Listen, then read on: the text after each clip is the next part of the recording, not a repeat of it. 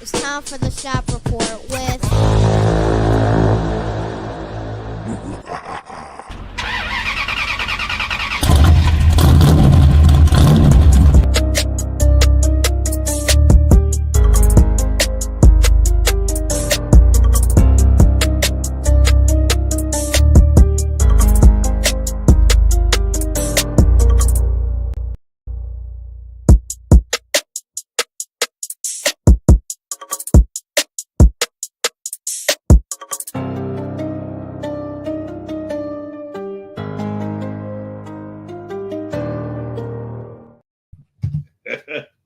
Yes. Yeah. Yo, it's Saturday. You know what It is time Saturday. it is. What's up, dog? Everything, man. How are you, bro? This is it, man. This is championship week. We're in the midst of games playing right now. It's post holiday. It's pre-New Year. It's pre-Chinese New Year, for that matter. We in Kwanzaa right now. That's right. That's right. This is like I think they made an acronym for all of them. Like Christmas Kwanzaa. Yeah, there you go. There it is. I should have known you were on it.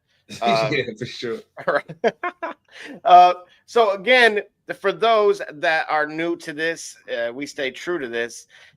This is the Shop Report special presentation of After Dark. Of course, this is the conclusion for most, I will say, as it pertains to the fantasy football season.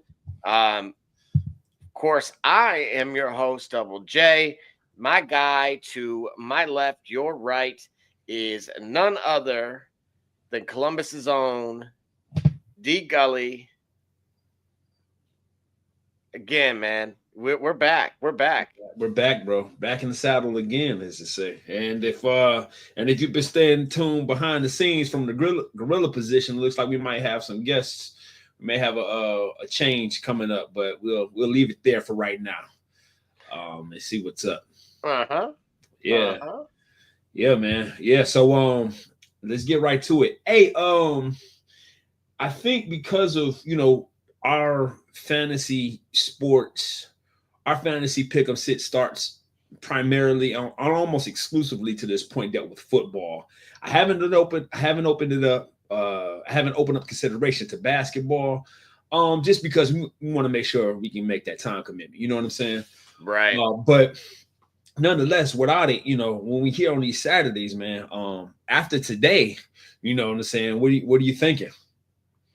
That's a good question, right? Because I kind of, the way that this kind of created itself was off of two things. And we appreciate, first of all, I want to shout out everybody that's tuned in. Yes. Because again, there's well over 100 of you that I could see. And you guys are what kind of created this, because it literally emerged from the smoke, essentially. Right. Of just like, hey, they had no idea that I had the background that I had. Of course, you played it. And then, of course, we have just a unholy amount of data. Yeah.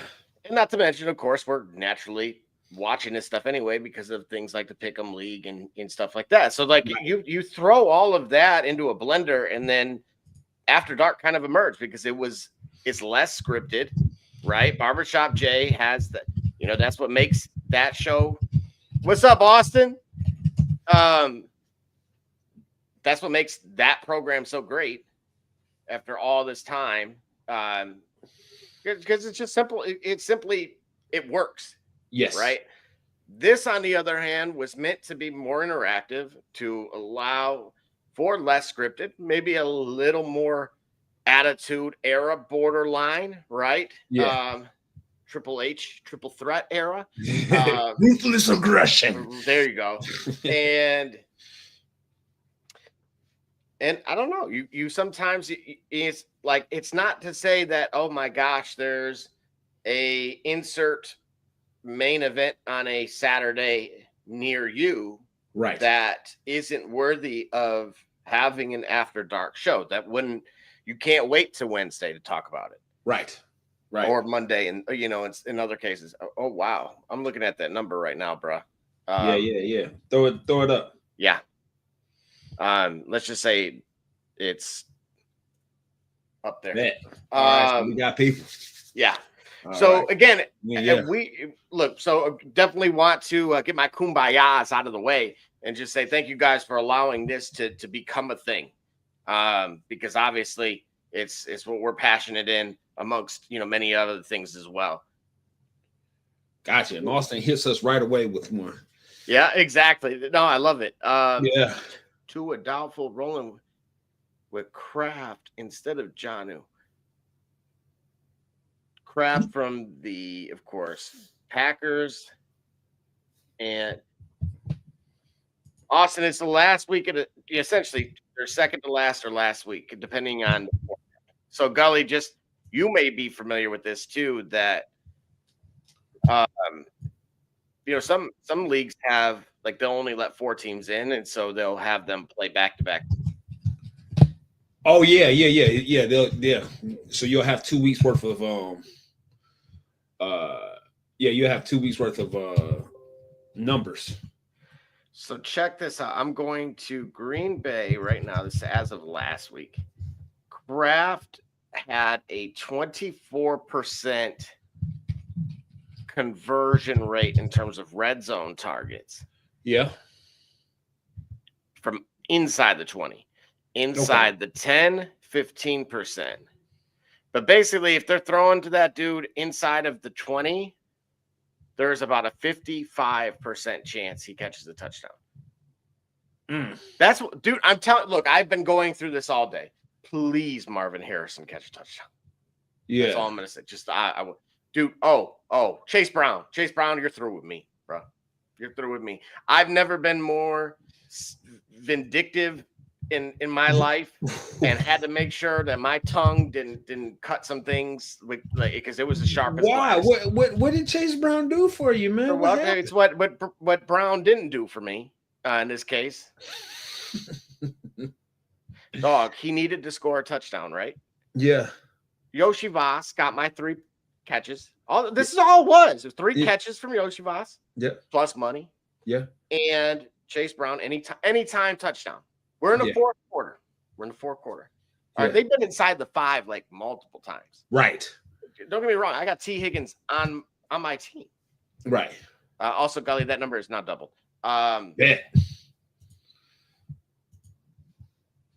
This dude goes and tries to do that, the cha-cha slide at the 1 yard line instead of going in. Yeah. Instead of getting a touchdown to go ahead by a touchdown. Yeah. He decides to try to slide, rolls his ankle. Oh. Dog, I have never, I am so glad I was not mic'd up. Listen, Austin said it, man. Chase Brown was doing the right thing. And what did they do the next play, Austin? What did Joey Burrow do the next play? He snuck it in, for the record.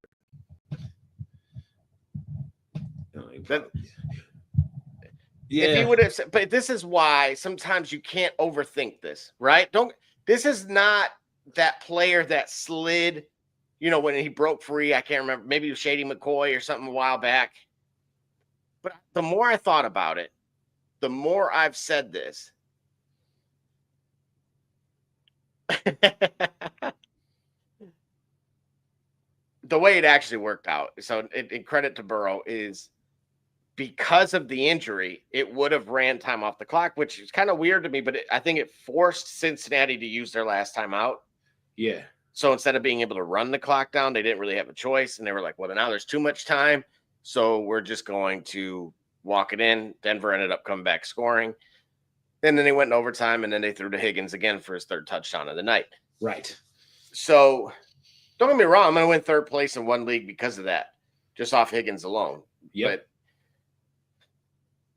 the thing is this. The more I thought about it, the more I said to myself, I've never seen a game that the running back slid. Okay. That if they hadn't, let's say they end up rolling into the end zone by accident, essentially by accident. Okay. It has never came back to bite them. I have yet to see one example that it was like, no, if he would have just taken a knee at the 1, because here's how this works. And this is why I saw an analyst do this when it came to the game here in Detroit a day or two ago.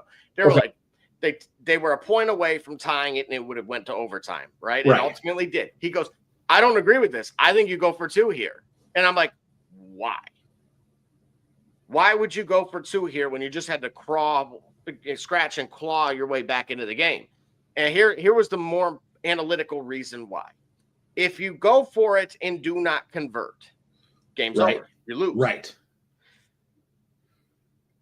If you kick the point after, and then you get the ball back, which is what occurs in college. Yeah. And then you go for it and do not convert, the game still goes. Now you just have to stop the opponent from the 2-point conversion. Right. Because that was the part of the game that they were at. You had, interchanging 2-point conversion attempts. Right. So why, when I just said that you could not convert in the game, in one situation A, exhibit A, game's over. Exhibit B, it's not over. Why would you want to go for it then when they're the same exact thing? One, you could still fail and still be okay. Oh, that's why I'm like, dog, that's why you're in the booth, bro. Like, yeah, so you saying so in your example, you saying just take the point after. This was the second overtime in the game above bowl. I'll give them their pub. Yep. And the commentator goes, no, I go for 2 here. No, I go for 2 here. You play to win the game, right? Try to get it over. That's what he's saying, yes. I'm playing for the next play. And the only reason why is after I kick this extra point, it's my ball again, and we're going for 2. Because that's it. That's literally all you can do in the third. Hold on. So how, after you kick the extra ball again, then you get it back? So after the second overtime, you have to go for 2. Like, that's all they do. Just one play, go for 2. Oh, I see what you're saying. So you just play for the second overtime. You have to go for 2. Right. In college. Yes, correct. Yeah. So. Hey, but listen, Austin, real quick. We got to say something about that. Cincinnati barely got it done. But you know what? Here's the thing. Cincinnati was playing against a team that's also fighting for its playoff life. And the Broncos have been reasonably hot as of late. So they finally hit their stride, and they've been reasonably hot as of late. And we've known that for this entire year, Cincinnati gives up a lot of points. So what type of game was it going to be if it wasn't going to be a game? What name a Cincinnati game that wasn't a high-scoring affair this year, right? Win or lose. So for them to have barely got it done, that's to suggest I would say that if they were playing, Cleveland or Jacksonville or Tennessee, but you're playing against a playoff contender, a team that is poised to be a disruptor in the AFC playoff were they to get in. And by disruptor, I'm saying they wouldn't, even if they don't make it to the AFC Championship, they could possibly pose a threat to another, dark horse candidate. Like they're a team that could surprise Buffalo, for example, where they to get in. Yeah, brother Rich, I'm not all in on circling the wagons. So shout out, brother Rich. Hope he's doing all well and everything else. But just understand that anything can happen any given Sunday. So for Denver to play competitively and for Cincinnati to win in the fashion that they did is remarkable. Now, losing Chase Brown, how serious is that ankle injury? That's the question. And when we think about that, we know that Cincinnati, much like the 2011 Packers that went to the Super Bowl, even if the running game isn't a threat from the point of having a running back that's a breakout, having a running back that's a breakout playmaker type running back, they have enough dedication to run schemes and run a game that you have to play it honestly, and you'd be foolish to play it with such a risk. So Chase Brown isn't Joe Mixon. And when I say that, I guess maybe he hasn't commanded enough attention just yet for him to be recognized as their back and for you to play him, honestly, if you will.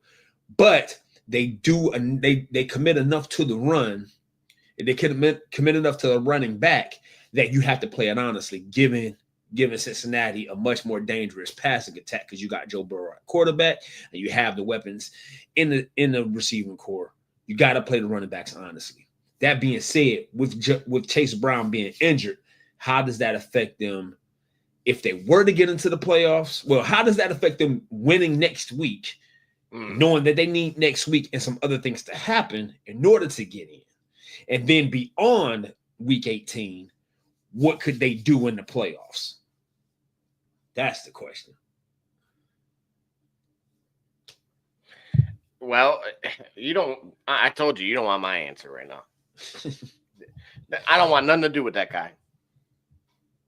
And now I'm hoping Harrison just comes through for me and all is right. That's all I need. Just make everything right. Okay. This one of those what is that? The Ghost of Christmas Past or something? Just something to be like, oh man, okay, you're right. I was happy with what I had.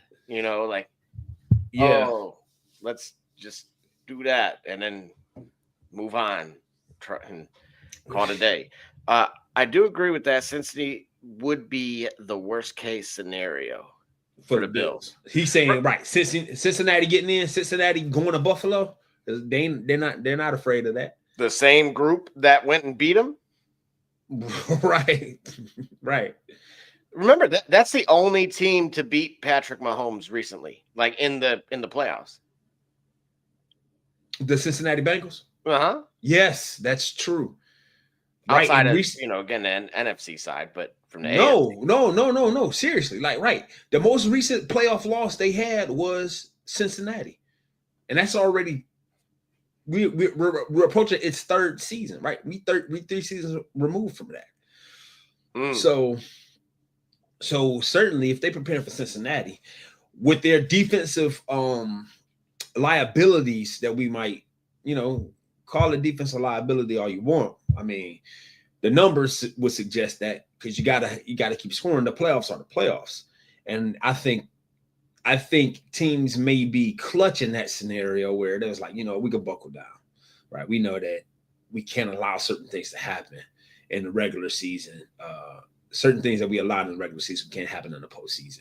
We've got a week to prepare just for this team. We don't got no dynamic injuries. You ain't got to worry about being on the road long term. Every game is your last game when you're playing in the playoffs. So maybe you may see a difference from them, but they have to get that together. Chiefly, I think not so much the secondary. I think the important part is the front four and the linebackers. The reason why I say that is because secondary, they don't typically provide pressure. So when you don't have pressure, no matter how good a secondary is, there's so much of a field to cover, even when it's 3 or 4 or 5, when you playing a 2 high safety look, whatever you want to call it, it's too much field to cover, and it's too much field to cover when a quarterback can look over 30, 50 yards wide. He can look between 15 yards to find a target. And if a play is broken, wide receivers are running everywhere once the play is broken. But if you prevent him his ability to scramble to buy that time by having a front four that can create pressure and having a linebacker core that is smart enough to be that second wave, or that is skilled enough or adept enough to be that second wave, then that's where the pressure is. Because let's say the Cincinnati defensive secondary is the weakest part of their secondary.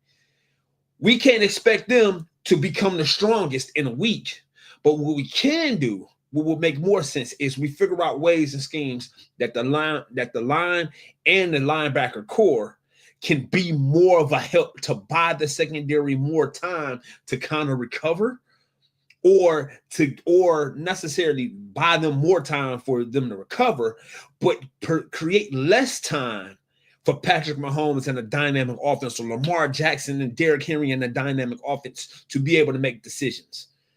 So those guys who are already the strongest parts got to be a bit stronger. You get what I'm saying? It's the necessary call of being a champion, being called up, right? You have to do more in the clutch when you have weaker links around you. And if the secondary is the weaker link, we can't ask them to become the strongest because they've been the liability all year. We can only hope and anticipate that they can figure it out.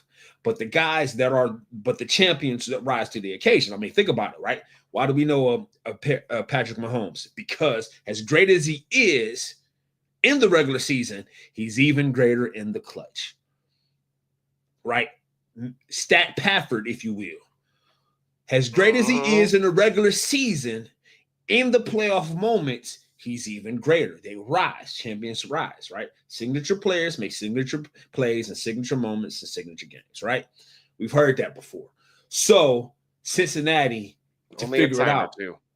Yeah, Cincinnati to if it's anybody that can help, you guys step up. Because you want that moment as well, and you guys are certainly capable of it. And why not this year? Why not this year to make history or to break history, right? We're on the verge of seeing our first three-peat champion in NFL in Super Bowl history. So why not be the X factor? Oh, wait a minute. I think Austin got a couple questions for us. My bad. Jennings or BTJ? Weather isn't supposed to be good for BTJ. What do you think? Oof. And against the Titans secondary that hasn't been phenomenal. So something I want to look at too, 49ers are going to have to throw a lot. Correct, because the 49ers are going against the Lions. In Detroit. I thought I was in San Francisco. No, I'm sorry. My bad. Bernard versus Detroit. Yeah, in San Francisco. Okay. Don't get me wrong. Like, the Lions have everything to play for, of course. But yep. Something I want to see, right? I told you about, I have this red zone sheet up, right? Yeah. Juwan Jennings, inside the 20, 14 targets, 8 receptions, catch rate, so that's 57%, of course. 5 touchdowns. So 8 catches, 5 of those for touchdowns from the 20-yard line. Yep. Please knock him out of bounds. I just need a Harrison touchdown, bro. Like, come on. And then this where I need the universe to just you get third place with that. Does that clinch it for you? I think it will. I mean, T. Higgins putting up 46. I could have used that last week, but yeah. You need a Harrison touchdown. I just need them not to win, and then correct. But let me get that. I was considering, truth be told, McBride, who's my tight end, but he has no touchdowns on a season. You know who scored for them earlier? Who? McBride. Kyler. Kyler, you're stressing me out. Oh man. Ooh-wee. He says BTJ is supposed to have bad weather. Bro, but bad weather or not. He got 8 for 86 versus Tennessee in week 14. That's true. And he's coming off a couple of 100-yard games plus a couple of and he's got 3 touchdowns in 2 weeks. Sound like he's figuring some things out, and with reckless abandon, Jags are playing pretty well with him. It is contrast that with Jennings.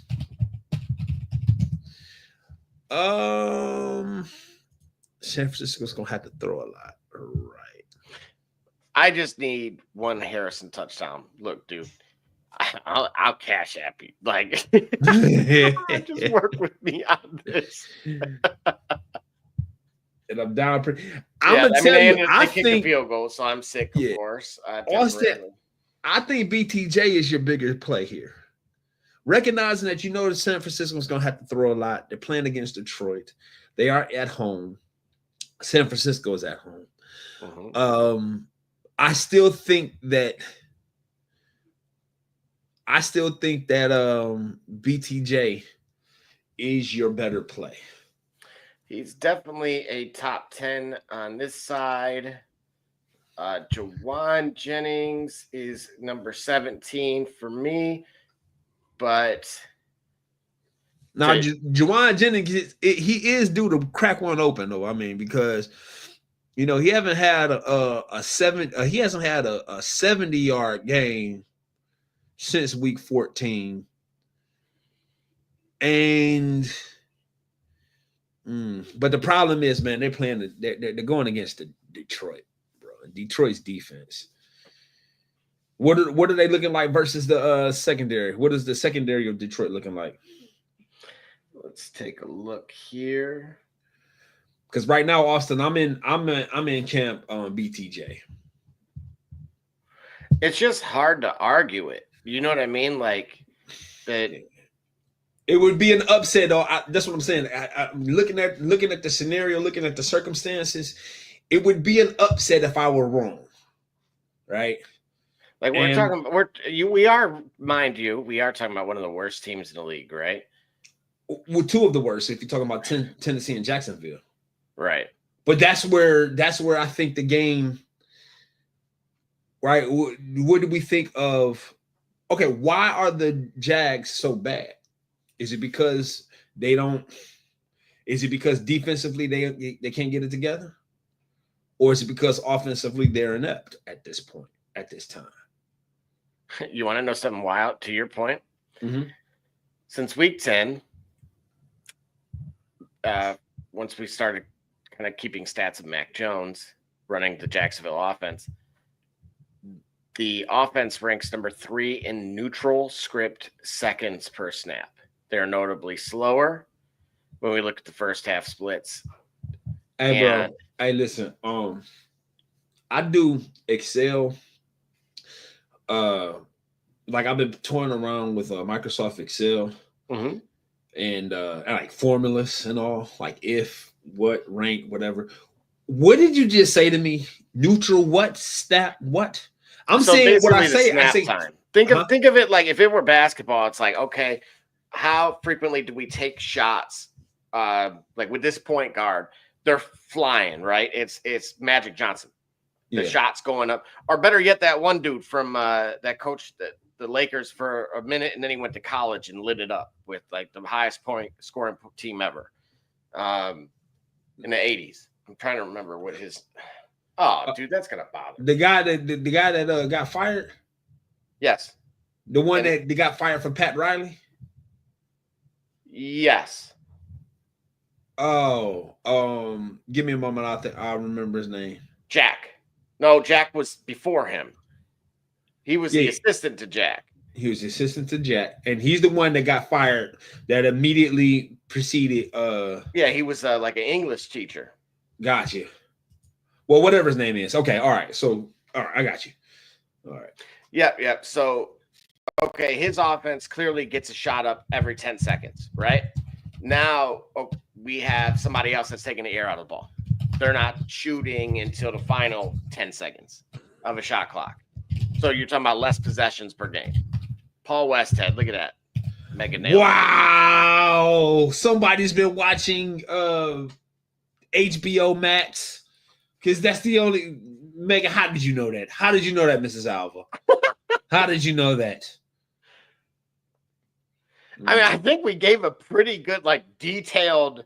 I mean, we pretty much told his life story. Yeah. Okay, Paul Westhead. All right, gotcha. But what was Jack's last name? There you go. That's a real test. Yeah. Go find that one, Megan. Right. Go find that one, Mrs. Alva.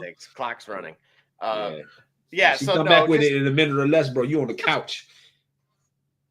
I am smart. She gave us the AI answer. Right. Hey man, I was cussing yesterday, and my Google Home speaker heard me from the other room. Yeah. How'd that go? It was like, don't be rude. It said that? I gave it a piece of my mind. I told you, oh yeah, I said nobody asked you, and a couple of other expletives because I wasn't even talking to it. I was talking to something else, and they said something about I like Siri. I didn't ask you. I said nothing about Siri in my conversation, so I don't know why you from the whole other room had to interject that you like Siri. So, oh snap! Yeah. But you know, like, I mean, look at how much like backlash they take. Think about that if you as the human, right? Like we change positions here on this thing. And do you see how the narrative of like takeover occurs? Like, oh, okay, I have to just clean up after you. I have to get that, you know, we treat them like crap. Yeah. At some point, it's like, you know, we could do a whole lot better without this. Yeah. From all of them. Absolutely. Just a thought. I get you. I totally get you. There you go. There you have it. Yeah. See, I said it. I said that somebody been watching Max or whatever, Showtime. When they call it, ain't called Showtime. Winning Time. Oh yeah. Winning Time. That's what it's called. Winning Time. All right, so you're going Brian Thomas on this. I have him ranked in the top 10. I don't know why, other than I think maybe the over-under for the Lions and Niners is at 50, and Tennessee and Jacksonville's at 39. That's about my only like fear as it pertains to that is more points, more opportunity. Correct. Tell me this then. All right. So if we say that, right? Mm-hmm. So let's take a look at what BTJ, what he's done. All right. So I gave you the last 2 weeks versus the Jets and the Raiders. He got 2 touchdowns versus the Jets, 1 touchdown versus the Raiders. What are the scores of those games? Of those games against the Jets and the Raiders? What was the score? What was the Jags Jets score? It was I can find it real quick. 32-25. So see, that's over 50. All right, 32-25. Who won? How many? The Jets. 25. So of 25 points, BTJ accounted for darn near half of those plus 105 yards. So we understand the volume, but when we look at the concentration, like how effective, how crucial, how essential was he to the offense? Okay. And then if you look at versus the Raiders, right? Jags Raiders last week. Or was that? Yeah, that was last week. Yeah, that was a much slower scoring game. That was 19-14 in favor of the Raiders. All right, so 6-14. So about half, again, of their offense plus 132 yards. So while, you look at the concentration, right? So if you figure, all right, in all those points that that the Niners may have put up and what they're expected to put up, the likelihood could exist. There's more possibilities, but hey, let's make the Powerball analogy, right? How many more winners out of California and New York do we need before we decide to exclude them from the Powerball or the Mega Millions? Because it seems like everybody else in the country contributes to their win, to their jackpot. I don't disagree. You get what I'm saying? Like what are we playing for? Like, hey, but the game Tennessee that when they played Jacksonville, what did he do in that one? Tennessee versus BTJ? Yeah, the first time around, because that game didn't produce a touchdown until the fourth quarter. He had no touchdowns, but 8 catches, 86 yards. So he played good in an awful game. Right. All right, I'm cool with that then. Yeah. Especially if he needs points. I'm really okay with that. That's what I'm saying, right? Austin, you're PPR, right? or half PPR? What are you? So check this out. Naturally, I'm scouring through my notes, and here we go. Jones pulled off that being Mac Jones, a 10-6 victory against Will Levis-led Titans in Week 14, as Golly just mentioned. And he completed 74% of his dropbacks, despite no touchdowns. He threw 2 picks. And in fact, we could keep this section rather short. The only pass catcher is Brian Thomas Jr. that we can turn to with confidence. He has drawn 10, 12, 14, and 13 targets over his last 4 outings, clearing 75 yards in all 4. Yep. That is a model of consistency that I like. Exactly. Now, recognizing too, in fairness, it's a division game. Tennessee got burnt by it last week, if you will, or the last time they faced them. So they probably would be planning for that. But I think when a guy is hot, he's hot. You know what I'm saying? So, and if that's your quarterback's go-to guy, by now I think in the last 4 weeks they developed some type of rapport. That's his guy. He's gonna make himself available. And I think he's capable of doing that versus the Tennessee secondary. So I'm still comfortable. But yeah, the weather doesn't pose any concern. Yep, there we go, Nia. Absolutely. No, that sounds good across the board. With that, we'll take a TO. It's Kate Cunningham, and you watching the Shop Report. I'm Harvey Diallo, and you watching the Shop Report. My name's Chris Murray, and you're watching the Shop Report. You're Jay Knight, you're watching the Shop Report. It's Max McKee, you're dropping in on the Shop Report. Barbershop Jay, Quentin Hines, Super Bowl champion. I'm ready. Let's do it. I'm on. Hi, I'm Mars Man, works at Mercury Stadium, and you're watching the Shock Report. Hey, I'm Billy Butler, and thank you for watching the Shop Report. Hey guys, I'm Les Norman, former Kansas City Royal, and you're watching the Shop Report. Commander Brown, Detroit Rivers Mountain Training, and I'm watching the Shop Report. Hey, this is Doug Flynn of the New York Mets. Well, a few other teams, of course, too. And you're watching the Shop Report. I'm Matt Ramos, and you're watching the Shop Report. How you doing? I'm Rajay Davis, and you're watching the Shop Report. How you doing? This is Nelson Figueroa, former Major League pitcher with a lot of teams. You're about to listen to the Shop Report. Hey, this is Howard Johnson. You're watching the Shop Report. Hi, I'm Heath Bell from the New York Mets, and you're listening to the Shop Report podcast. Yeah! Hey, I'm Josh Tolley, former catcher of the New York Mets, and you're watching the Shop Report. This is Edgardo Alfonso for the Mets, and you're listening to Shop Report. Hey, this is Doc Gooden, and you're watching the Shop Report. Hello, this is Mike Hampton, and you're watching Shop Report. Hey, this is Herman Harvey, former NFL offensive lineman with the Cleveland Browns and Baltimore Ravens, and you're listening to the Shop Report.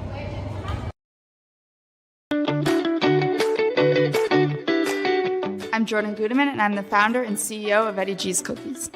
I was first diagnosed with a nut allergy when I was young. At the time, there weren't a lot of labeled items that said if there may contain nuts or there are nuts in the food, so my brother and sister and I baked a lot at home, and we enjoyed treats from mixes and things like that, but I noticed that it was not the same as what my friends were enjoying, and I started making my own recipes. When it was time to pick a career, I decided to start a bakery so I could share my treats with everybody else. When I started creating my recipe, I was taking in all the things that I thought I was missing out on. A soft, chewy center, a crisp outside crust, and a taste that is just like it came out of the oven at a bakery. When I put all those things together, I had come up with a recipe for a dream cookie. Eddie G's Cookies only uses the finest ingredients. We have all natural flavorings, no preservatives, and every cookie is made in a nut-free environment. The best part about Eddie G's Cookies is that they can be delivered right to your door. You can share them or not. We won't tell.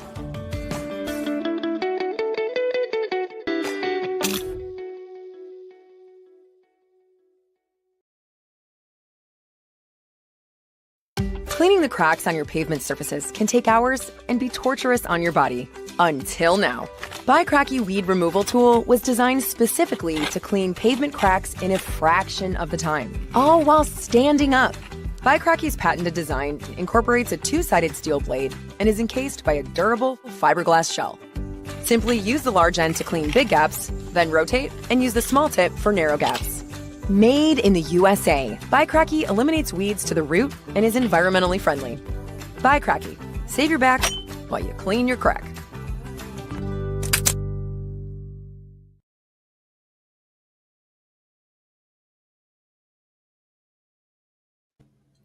All right, just like that, we are back. Let's see. Well, I was asking if the weather isn't concerning. Is the weather outside frightful, Gully? No. Not today, not tomorrow. But you know, being a Midwesterner, let it snow for Christmas. Like, I don't need snow in mid-January or late January or February. Give me snow in Christmas to make the songs make sense. But other than that, not 60 degrees like today. I mean, it's cool if you got a bike for Christmas. You know what I'm saying? Got a bike, a hoverboard, some rollerblades, some roller skates, what have you. That's great. But a hula hoop. Yeah. No. Okay. Chipmunks. All right. All right. You can do that in the house. Hey, man. Sometimes the way I'll be hollering for Aiden. I'm like, man, I feel like this is what Dave had to have felt like, man. Oh yeah, because you got Aiden. Yeah. All right, man. Here we go. Here's a question for you. Here's a question for you, real quick. Worst Christmas present? Do you celebrate Christmas? Yes. Okay. Yep. Worst present you ever got? Oof. Worst. No, we ain't gonna do that. We ain't gonna do that because I'm trying to think. Like, okay. Well, you know what? Let me ask you this. I'm gonna ask. Well, I'm trying to think about that. Right. Do you like the one at a time thing or everybody at once thing? When you say that, what you mean? So what I learned by marriage in this case is there were two philosophies. Yeah, there are. That it's chaos. Everybody goes at once. And then I've seen where everybody sits and waits why somebody goes one at a time. It's a volume thing. There's a limit to it's like a semi-auto, right? If it's 8 people opening up gifts, I'm not going around this like this is the NFL draft. No, I ain't got no time. I ain't got time 4 hours. The whole Christmas story is over with before. No. If it's 8 of us, man, just go to it. The person that yell when they got something they like, or everybody looking ooh and ah, and then we just keep it moving. But if it's like 3 or 4 of us, you know what I'm saying? Why not? I mean, it's gonna be practically one at a time anyway, because it's a small volume of people, you know what I'm saying? But no, I'm not doing this for 12 kids opening up. I don't care if it's 2 presents they opening up. So it's about look, what a middle of the road answer. Way to cover them all there. That was smooth. Sure. I will give you that. That was because again, I've experienced both and I've thrived in the chaos, and then I felt very uncomfortable. To me, it just gave me like the individual one at a time thing just gave me vibes of like, I don't know. So you talk about worst gifts, right? Yeah. Now, I think I was like 6. Yeah. Okay?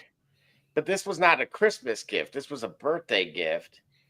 And it just was like, you got to hold it up and show everybody. Like, why?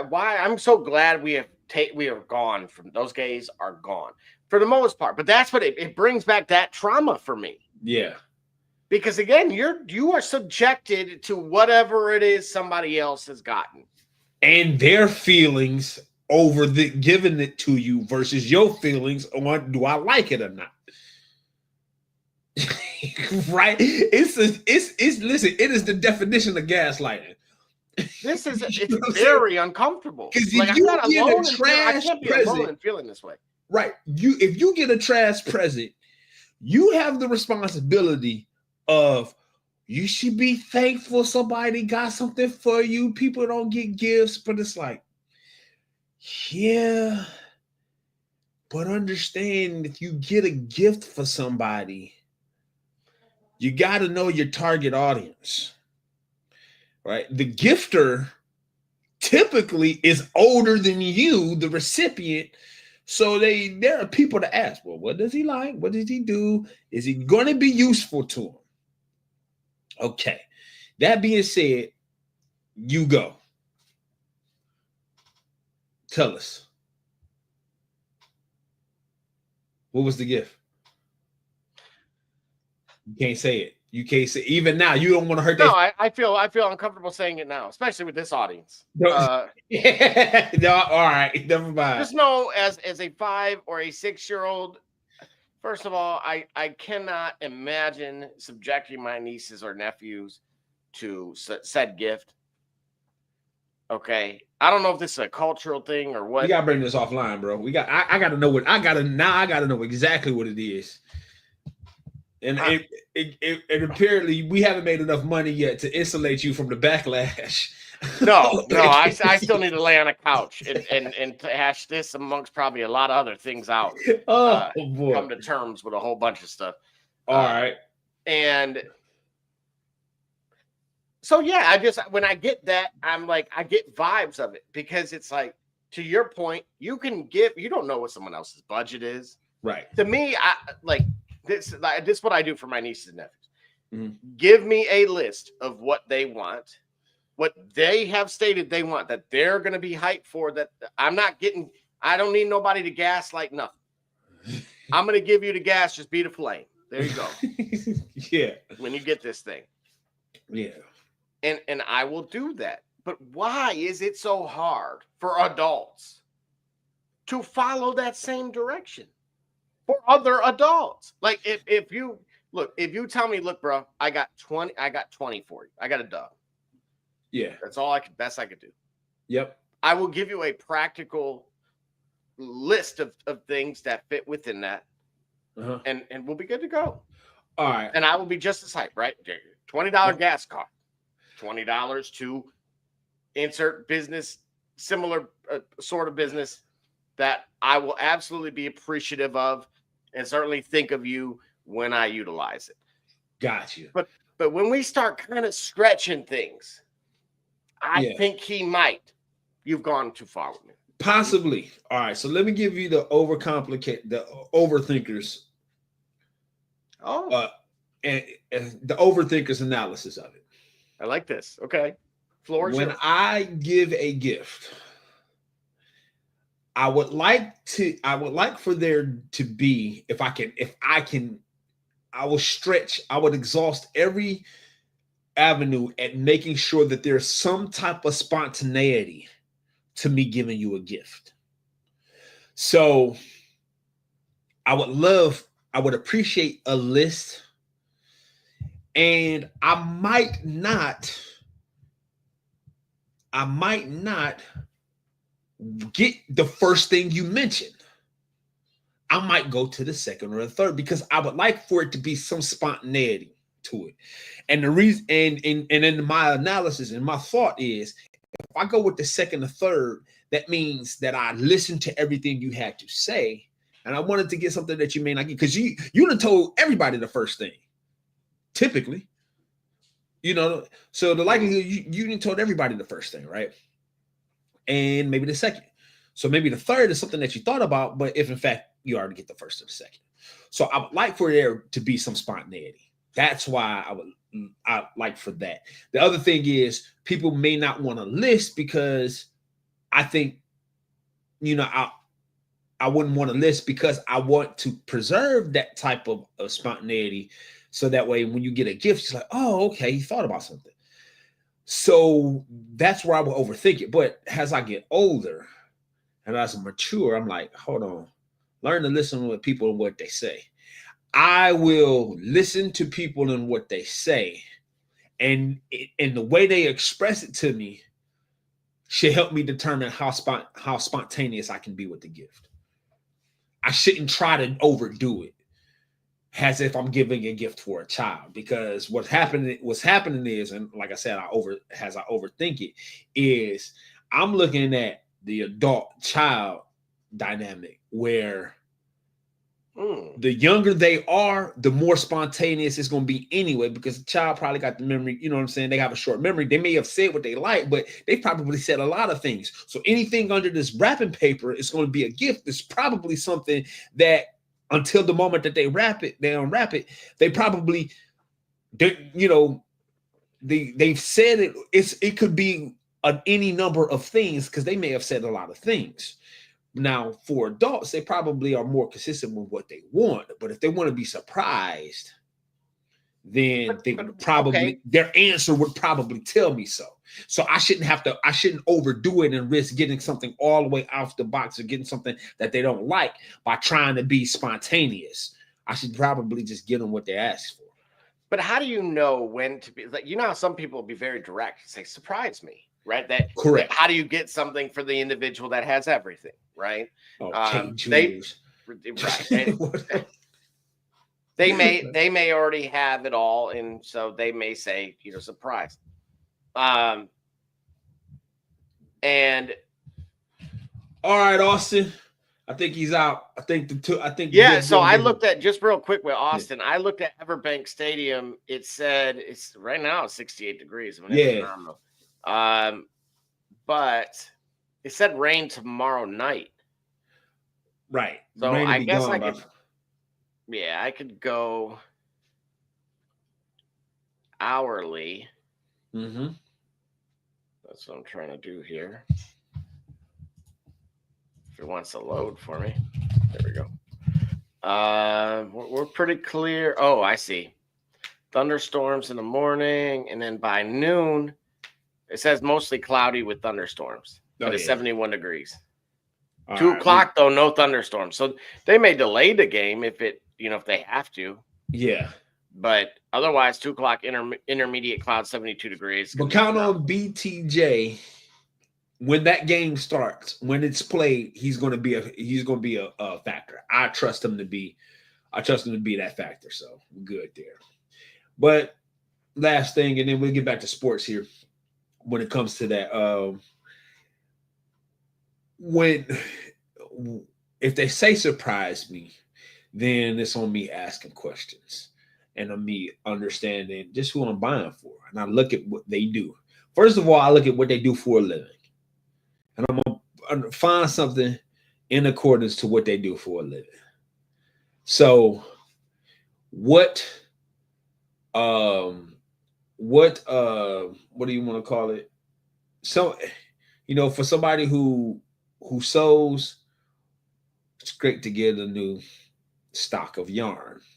For someone who is a carpenter who couldn't use a new drill set, some new drill bits, or drill if you've got it in your budget. And particularly if you like some type of a carpenter or an electrician, headlamps and lamps and flashlights always are never in short supply, right? We lose those things constantly. I work with my hands for a living, between installing equipment and mounting TV speakers and audio and running cable. I could always use a headlamp because I always leave it or it goes bad. So look at their trade and look at what they do and get things that are likely to be consumable. They'll lose them. They'll wear down. Like I said, yarn, in that case, a tool like a flashlight or drill bits or something like that. If they are a gamer, I'm getting gift cards. I'm still a run GameStop, or I might just go to PlayStation Store, Xbox Store, right?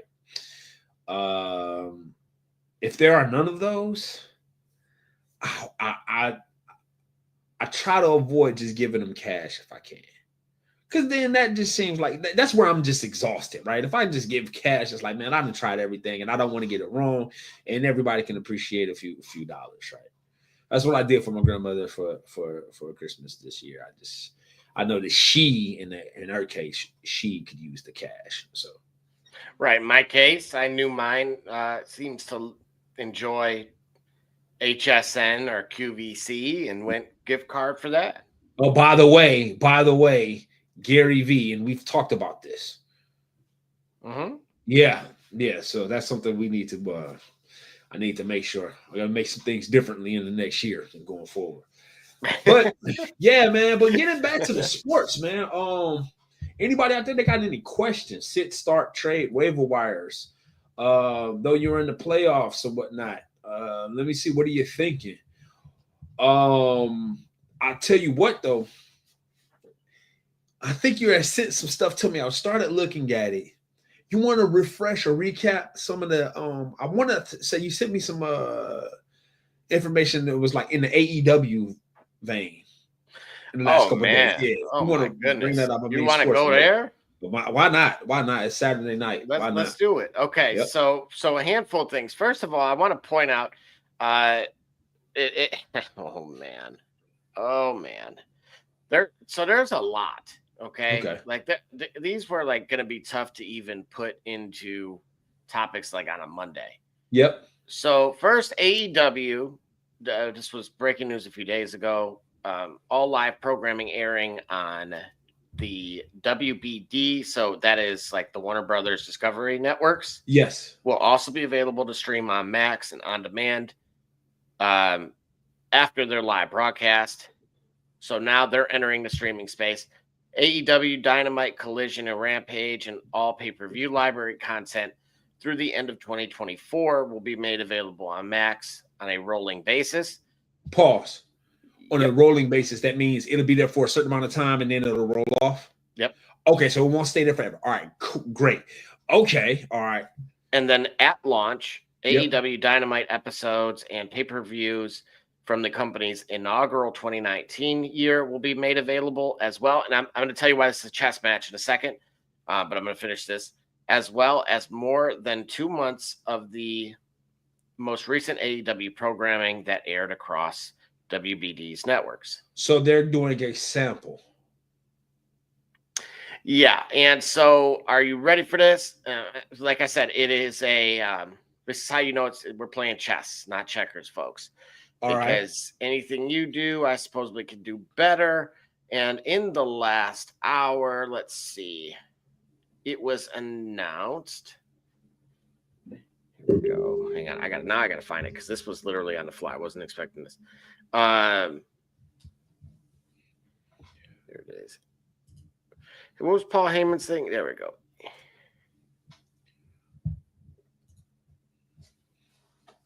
Let's see if I can find it from this. Perfect.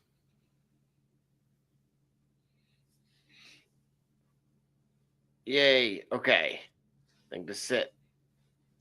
Did you see the ECW, unreleased ECW footage that WWE just released? What was so it? There is a ECW, the matches that was RVD versus somebody. That was one of those unreleased tapes that they supposedly didn't have any tape of. Yeah. They found it. And now they're going to release it. You see what I'm saying? Oh, you conveniently found it now. Yeah. Of all things, too, right? One that was supposedly like nobody had the tape. And I hate to bring up Owen Hart in this light, but like the same way that like that tape is gone, and rightfully so. It was never shown for like people have like some kind of complex that they thought they saw it on the pay-per-view, but they didn't. A Mandela effect. It didn't happen on the pay-per-view. Correct. It didn't. Because they cut to there was a cut scene. Yes, correct. They were doing they were somebody was cutting a promo. Yep. And then it went to King and JR, from what I remember. But yes, it appears that's what the official memory is. We got Somebody check it in. Diggs, BTW. Yo, what's good? What's good, Diggs? How we doing? And Yeah. but I wanted to gauge your thoughts on that. We'll start there, right? The one says, okay, now our stuff's available for streaming, and then it'll lead into something else because there was even an additional part C to this that I wanted to get your thoughts on. Well, first of all, AEW going the streaming route, I hope, for my sake personally, and for the sake of it, that it does allow people to catch up and recapture interest in AEW.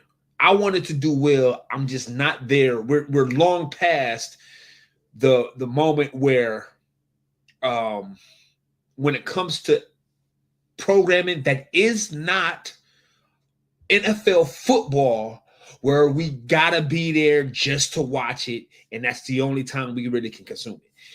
The NFL is the only sport that I think can survive, that can continue to survive. Well, yeah, no, NFL is the only sport that I think that can truly survive with its limited window. And even they have the NFL Network where they can recap and summarize or what have you. But largely, you see it when it happens. And if you don't see it when it happens, you can catch the highlights, but good luck to you. The WWE, professional wrestling, sports entertainment in general, I think the WWE would have a hard time in this era if not for the network. I think if the WWE network had never existed, they would be trying to do it now, because I think the numbers would be waning, because our time and attention is stretched so thin with the way our economy is, and our dollars are stretched so thin. And then on top of our dollars being stretched so thin, the ubiquity of programming that's everywhere, all the different types of networks and streaming services. There's so many things grabbing at our attention. Even if I wanted to watch the product, if I'm not there Wednesday and I don't have a way to get back to it, then it's lost. If I can't DVR it, and I don't have a DVR because I don't have cable, I've got internet. If I can't get to it when I get to it, then I'm good.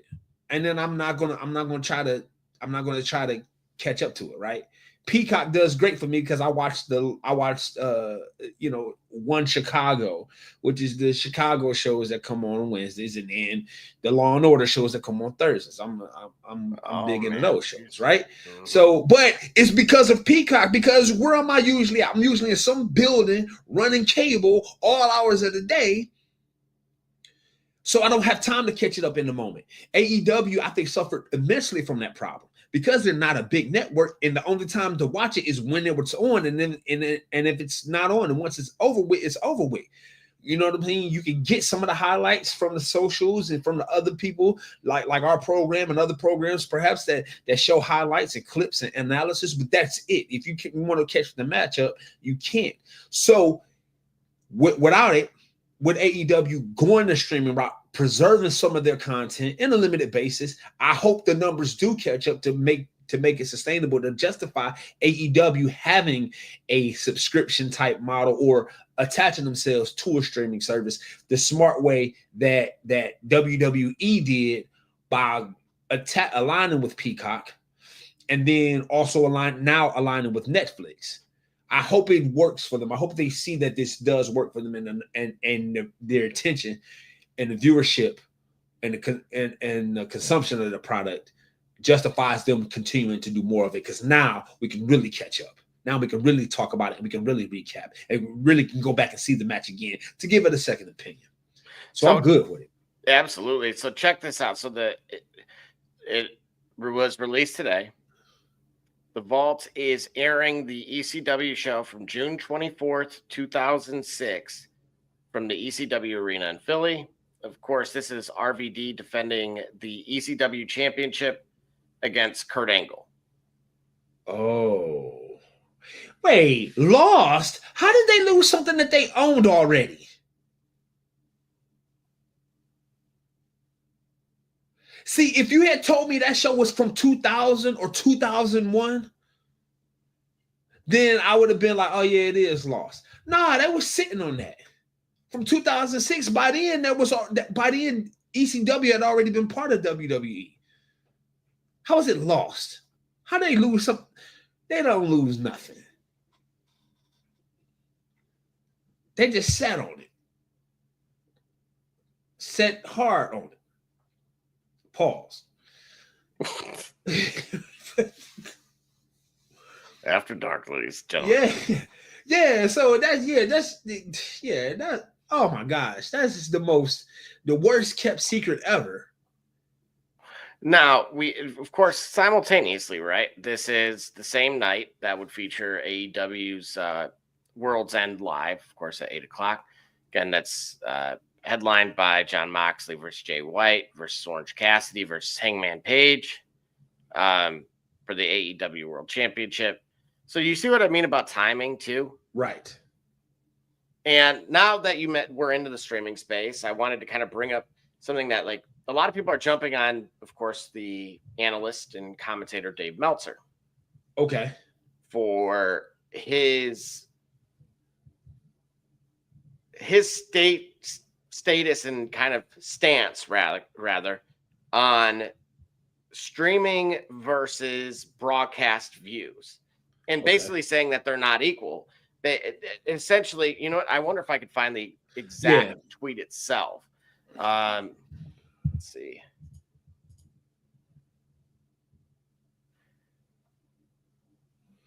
First of all, Keith Lee, real Keith Lee, Keith Lee, said finally did a tweet. I had forgotten that he was still wrestling. Right. I'm guilty of this too, and it looks like I wasn't alone either. Apparently, he's still on the AEW roster, but he hasn't been used in a year. I guess he was sick or something. That's what many that are. Yeah, so just wanted to point that out. That at least he's okay enough to tweet. And then Raw on Netflix will have ads after all. Why wouldn't it? I'm not sure. Oh. Uh-oh. What happened? Oh. Uh-oh. Oh, no, that was a while ago. Did you know about the Jennifer Hudson, David Otunga-ish from a while ago? I didn't know that. Oh, yeah. Scrolling, I somehow came across that again. So, yes. Yo. I know that you're talking about the heat of the moment. I was like, whoa, did not know. But yeah, so I will get Meltzer's thing here. And, but basically, do you agree? Because this ties into ultimately AEW versus WWE in the sense of ratings, more so from an NXT standpoint.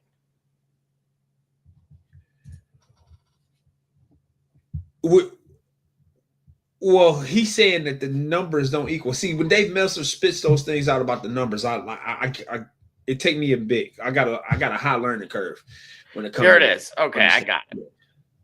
Well, there are obvious lead-in reasons. Collision on Saturday beat everything based on early charts on cable in prime time, but the Ohio State versus Tennessee game and everything on TV head-to-head except that and the UConn versus USC women's basketball game that did a big number on Fox. Can you share that so we can read along with it? Absolutely. So this is just one, and again, I'm pointing this out just to kind of get an independent thought, because I think a lot of people are again kind of jumping on him in the sense of like he's being contradictory or has some kind of. There are the obvious lead-in reasons. Collision on Saturday beat everything based on the early charts on cable in prime time, but the Ohio State versus Tennessee game and everything on head-to-head except that and the UConn versus USC women's basketball game that did a big number on Fox. So, and I say that because he also said this. You can't compare them. Okay. I thought you couldn't compare cable and TV, Dave. You can't compare them on an equal basis. But anything head-to-head is competition. A 0.45 on cable is far better than a 0.50 on network, for example. See, this is where I'll be losing this stuff. I haven't educated myself enough to understand why you can't compare them. I don't get what he's saying. I'm so sick of these unders in the NFL. Yeah, I can tell you. I'm done, bro. I hate losing more than I love winning. Yep. Double J. Right? And if you add a dollar amount to that, just know it is more salt in the wound. Oh gosh, bro.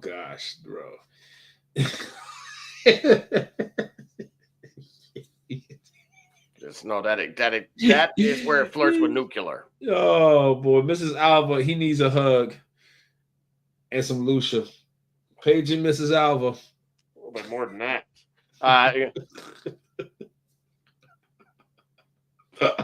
Oh gosh. Okay. Yeah, go ahead though. Go ahead. You can't compare them on an equal. Yeah, you can't compare them on an equal basis. But anything head to head is competition. A 0.45 on cable is far better than a 0.50 on network, for example. 0.45 on cable. Why is a point? Well, see, here's what I mean about what he's saying. Like, not only is he saying yes, you can compare them, but he's suggesting that a lower number on cable is better than the higher number on network. Correct. All right. When we say network, what does he refer? What is he referring to? This is boiling down to NXT and AEW.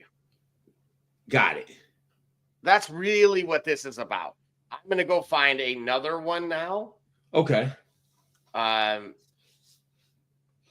this is also according to Dave Meltzer, just for the record. This was on the 25th. According to Dave Meltzer of Wrestling Observer, Fox is no longer interested in broadcasting AEW's newest show, Shockwave, on its network due to declining ratings of the company. Okay. So if now I will go find. Here we go. I told you, thankfully there's a tab with posts that I've seen, and here we go. And this is what ultimately springboarded those tweets. Okay. NXT on the CW did 723K. AEW Dynamite on what network is Dynamite on? Is Dynamite on TNT? Yes. Dynamite on, okay, so NXT is, I guess, is network CW. Yeah, because that would be a part of what? Is that Fox? Got it. All right, so that's what he means by network and cable. All right, cool. So now I'm starting to understand what he's saying. NXT on network did 723,000. AEW on cable did 574. So, and then Meltzer said that network is always better than cable. Mm-hmm. Well, these numbers kind of show it. Well, wait a minute. Okay, so hang on. Let's pull that back up again. Here we go. Yeah, so the lower number on cable is better than the higher number on network is what he's saying. So okay, my bad. So the statement that I just made to try to understand that. All right, so he didn't say what I thought he said. He said that 574 does better than the 723 on cable, on network. I don't know. I think they're the same. I think there's a scale. I feel like NXT's. I feel like these numbers are both the same. I think this 723 on network is what 574 on cable looks like. Well, I guess the true test is what if they put SmackDown? What if they put NXT? What if they bring NXT to Netflix? You know, with the CW move being so recent, I don't know if they're going to. Right. I think this is where strategically you could say this, at least if I were, right, if I'm in the room, this is not so much creative, but this is more like COOJ. Get it? There's the double J, but we'll go double O in this case. COO. Cool J. Yeah. Cool J. All right, bet. There. Oh yeah, we'll throw an LL in front of that, or at least one lady. Love. All right, there we go. Yeah, bro. Singular. Yeah, get that couch warmed up, bro. Yeah, did you see me look over? That couch warmed up. Hey, do you have any more NXT recruits to show us today while you at it? All right. You know what? There was a clip. Don't even. Oh, dude, did you see that one? No, don't even. Don't even. Well, just one of the newest moves from a recruit that was built, we'll say similar. Yeah. Was she did it kind of like a Rikishi, and her opponent bit. And it was much to the chagrin, of course, of the audience who, why can't you do that to me? You know, type of thing. You can't do that to me. Right. All right. And so, yeah. But I think the philosophy here is, okay, broadcast air, right? This is something I talk about with, and I'm glad that the WNBA also does this on the CW. Okay. I think this is kind of that same avenue that, okay, the CW wants to enter the sports realm. So let's give them these platforms to grow our audience. To be the grassroots aspect, right? Because the traditional cable networks, right, we'll call it our broadcast, like which is ABC, Fox, etc. As you're seeing with the statement that I provided below from Dave Meltzer about Shockwave, where they want to guarantee with what those numbers are going to be. Okay. Well, even as we saw with Main Event last weekend, it flopped. So they're not thrilled when that occurs. CW, on the other hand, doesn't have the same expectations. Right. So not only do you have a larger variance and a lower floor, but you have a much higher ceiling because you're able to still accomplish getting it into we'll say the target demographic that you're looking for. Okay. And getting that market penetration without having to meet certain guarantees weekly. And what that allows you to do is build those characters. And this is universal across the board with both the WNBA as much as it is with NXT in this case. And then when they do move on to that next step, we'll call it to Collision, Dynamite, etc., or in this case from NXT to one of the red or blue. Exactly. They're now a familiar face to the new audience that is moving in. Again, we all have to accept kind of Father Time being undefeated and understand that face our own mortality here a little bit, and a little memento mori for you today. That next group, that Gen Alpha and certainly Gen Z, is who they're trying to reach, because that's who's going to start putting butts in seats here. Right. And so for that reason, I like the moves, the fact that they can achieve a number like that, it makes me really think of no different than like us right now. Right. Great numbers, phenomenal numbers. One could suggest. Right. It's higher than a number that I told you earlier. Yes. And so thank you all again. Yeah. But if we're evaluating it and we're saying, okay, on a Wednesday night, we're anticipating here, but gosh, Saturday night prime time, this is what we're getting. Yep. It's the same type of concept. And okay. So there is a rationale behind it.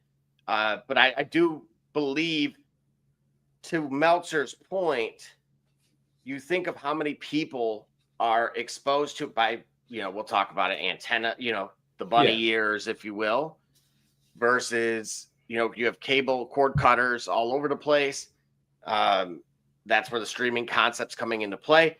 I thought initially that was the avenue or road he was taking, is that if you can get a 0.3 on a streaming service, that's better or worse, whatever his angle would have been, because that's not up for me to decide. I was going to ask you, actually. How do you measure that? What is better? I just said, I think before you started speaking, I was saying that I look at the numbers about the same. I think that this is what Dynamite would look like if it were on if it were on the CW. I think, wait a minute, Dynamite is that on TNT? Yes, it is. All right, so that's part of the WBD. The what? The Warner Brothers Discovery. Oh, okay, got you. All right. Well, I thought you cussed at me, man. I was like, what I do to you, bro? So what I look at is, see, you can find all of AEW's programming on one spot.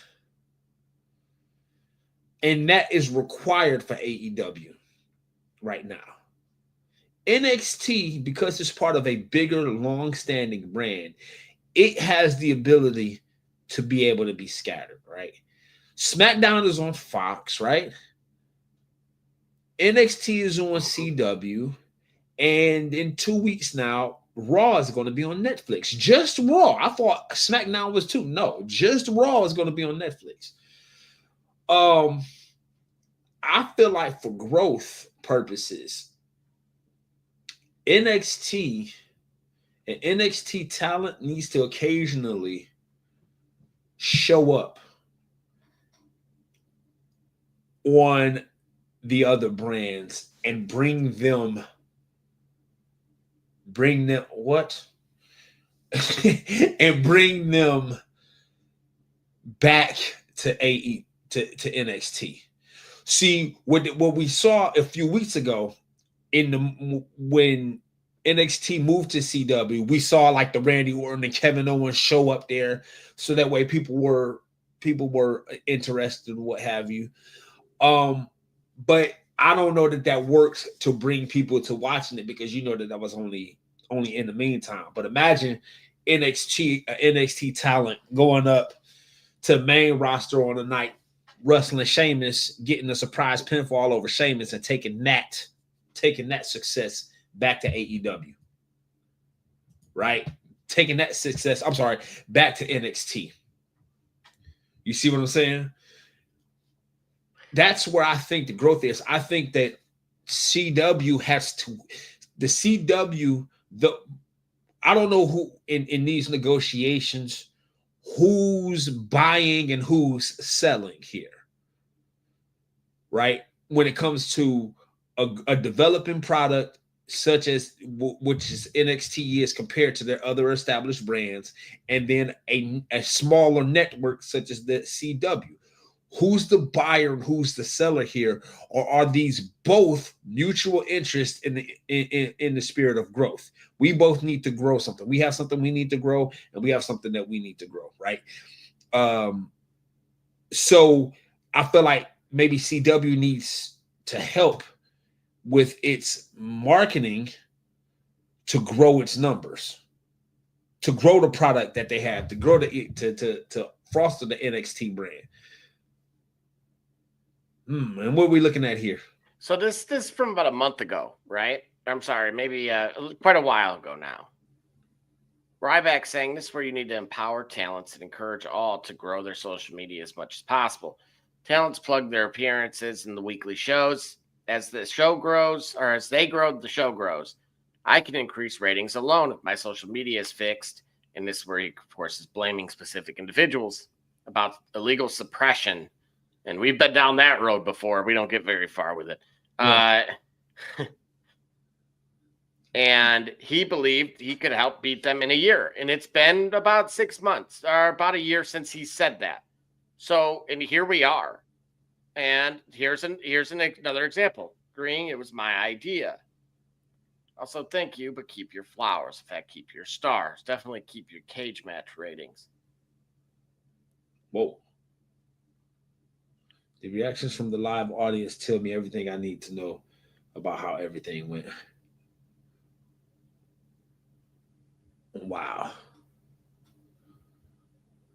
So you see, and this is why, again, for those poking fun, these are upcoming shows, of course, and this is who they have. Tony Khan has brought in, and again, they're casually photoshopping the WWE Hall of Fame rings out. Oh man. So he needs some help, bro. Yeah, I thought Shane was helping him.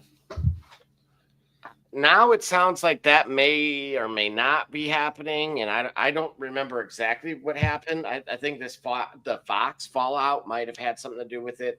What Fox fallout? Well, again, like I said a moment ago, that Fox doesn't sound like they're interested in Shockwave, and then part of me feels like this is WCW all over again, trying to stretch, Shockwave being a third show, dude. And I think we talked about this. I said I don't think they need Shockwave. But it sounds like they're going to have it regardless if they need it or not. And that's what's going to kill them, because Shockwave only competes with Dynamite. Yeah, I think when we brought that up, when we looked at that graph, the closest product in proximity to Shockwave by a significant margin is another AEW product. And that's stretching it too thin. All of the budgets, all of whatever you want to call it, whatever type of money, significant, and it's a significant amount of money for a small company. Whatever type of money you're talking about, putting it into a third show that on its best day is going to compete with your other show. It's like, why did the Chevy Cavalier and Pontiac Sunbird have the exact engines, drivetrains, and interiors? And when they both sold the way they sold and the numbers were indistinguishable from another, GM had a problem on his hands. Well, see, this is what I've always wondered too, with the Corvette versus the, like, we'll say the CTSV. Okay. They use the same engine. They did. Now. But the suspension for the Cadillac was better. Here's the difference in what you're saying versus, and why that analogy I think is a bit inaccurate compared to what I was saying. Ultimately, the Corvette and the CTS had it appealed to two distinct buyers.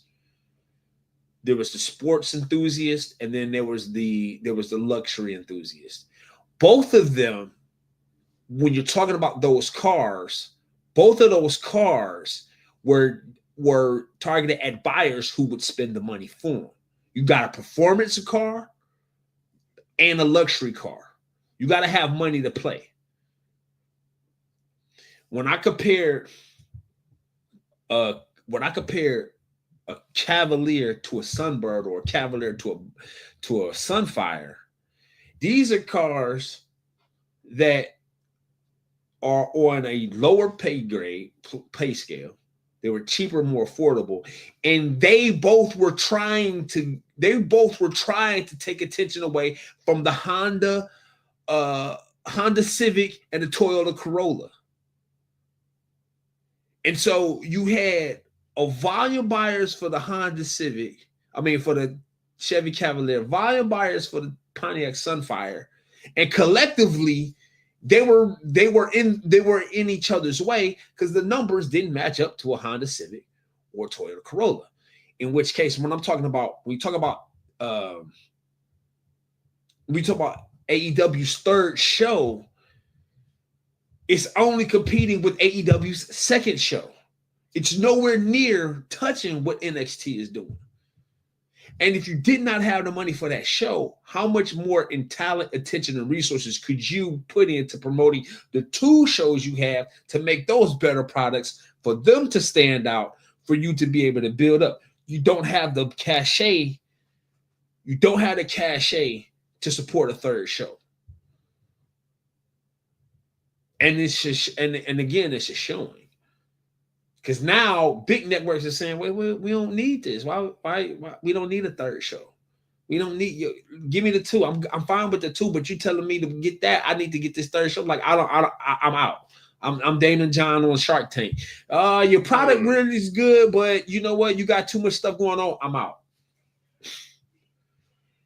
And that's the challenge that I see. I don't think they need that third show, and I think that third show is going to be.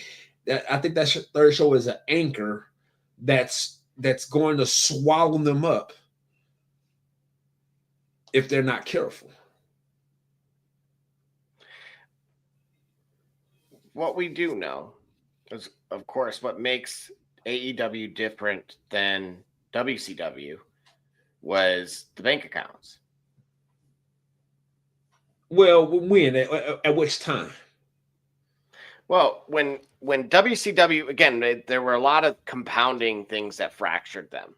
Yes. Both bad deals for talent. We've seen that to an extent, not quite to the same extent, but certainly to an extent with AEW. But then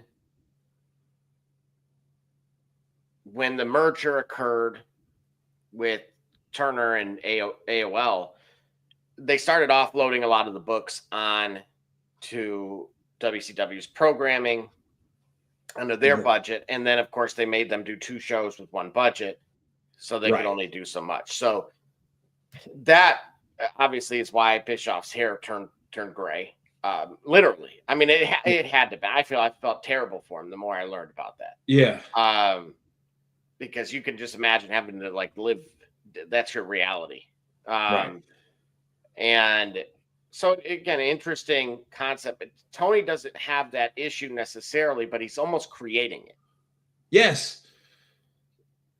And that's where I struggle with I would have to sit in a room and have it pitched as to why the need, where's the necessity behind a third show. For example, ourselves, right? After Dark. What was the premise of After Dark? Well, yeah, I was meant to talk about fantasy football, but more to a general extent.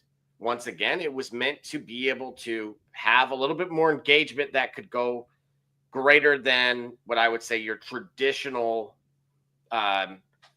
radio type of style, where it was like ask one question, call back in next week. Yeah, that banter could go back and forth, and that we could also have the freedom and flexibility to jump from topic or subject to one another in a looser format, right? Yes. So that was where all of that came from. That we could go from AEW to Army versus LA Tech, that's live now currently, and be able to then jump right into Jacksonville versus Tennessee tomorrow. Right. All the above, right? So great, and that works. Honestly, I'm looking at the number right now. It works clearly. So, but if you're Tony Khan, how could if you're Tony Khan, that might be unfair to you right now, but on the spot, where do you think what is he thinking?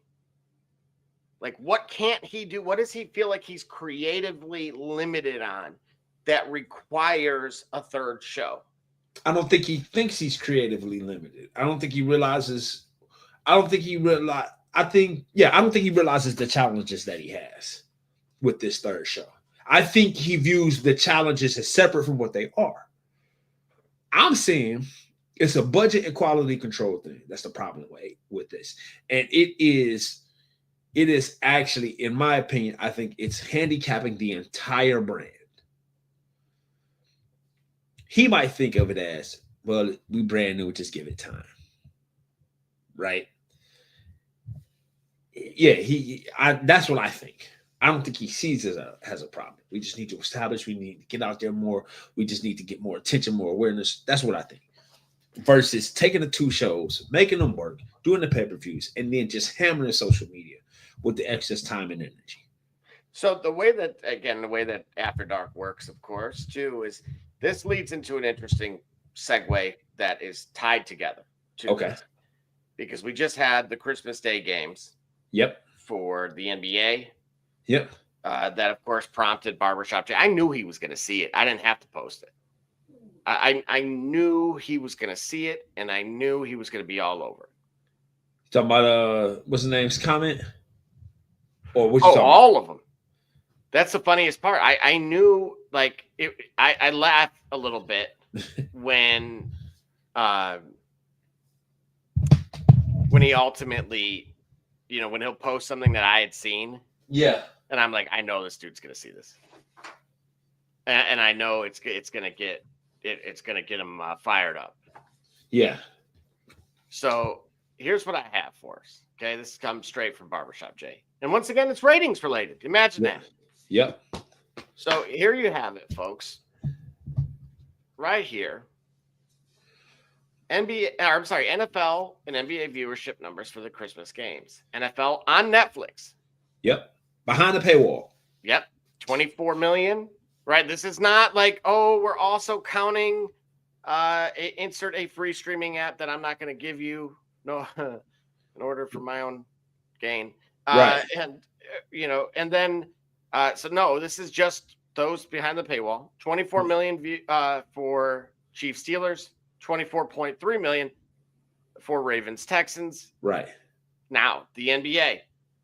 Obviously, it's early, certainly on the West Coast, for a noon start for Knicks Spurs.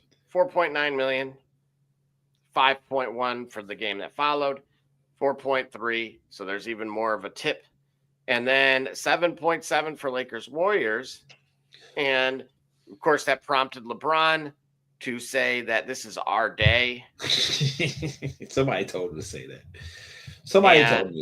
That was only followed up with the Nuggets and Suns at 3.8 million. So again, to LeBron's point, it was your day, LeBron. It was your day. Yeah. And you guys bleeped that up. Yeah, style. Listen, you guys got fired on your day. Yeah, right. Yeah. Now, see, there are a multitude of factors that goes into that number. Now, wait a minute, though. Go ahead. Think about what Meltzer said. Okay, so now we're talking network versus cable. Yeah. And now we're talking about, let's throw in that third factor, because this is going to be our reality here soon. Okay. Like, as of like a week. When Raw goes to Netflix. Yeah. And then those numbers come out. Yeah. So this is why I'm tying it all together right here with a bow. So we're out in front of it because we won't be back until the following Monday. And so, or at least like after they've done this once, I think. We'll be. Oh yeah, we're right before it. Yeah, something like that. No, we'll be here on day of, not after night one. We're gonna make sure we're here. That's right. Yeah. We are. Good call. But maybe those numbers won't be released until the following day. Okay. But so we're going to end up seeing something like this. So now you see someone making the case that, well, network versus broadcast is one thing, and now we insert paywall. Okay. So what's better? See, all right. There are, I think, a multitude of factors to consider here. Because all paywalls are not the same. There is a reason why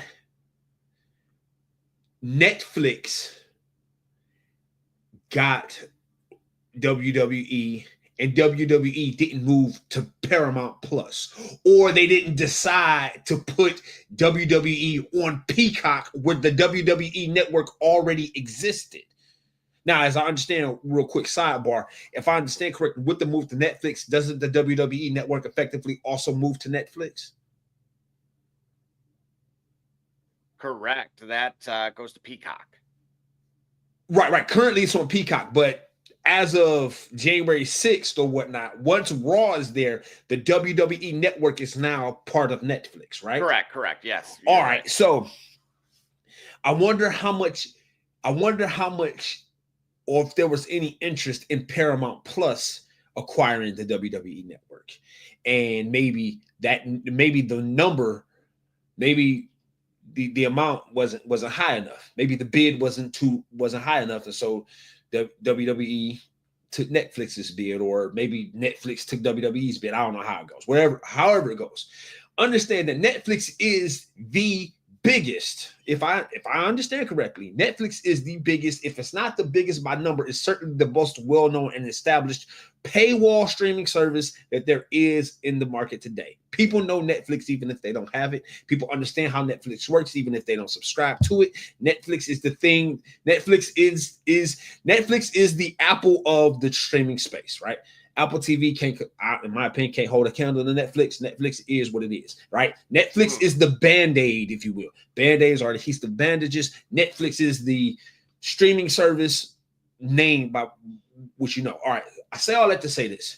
People know how to get to Netflix. People know where to find Netflix. People know how to have access to Netflix or get it, right? It's easy to find, first of all. Second of all, the NFL has done a remarkable job at marketing and establishing the marketing of its product such that people want and know where to get to it. Remember, they survived a multitude of PR scandals in recent years. CTE and concussion protocols, CTE discussions, the discussions behind that. Kneeling, the Colin Kaepernick issue, right? Jerry Jones issues.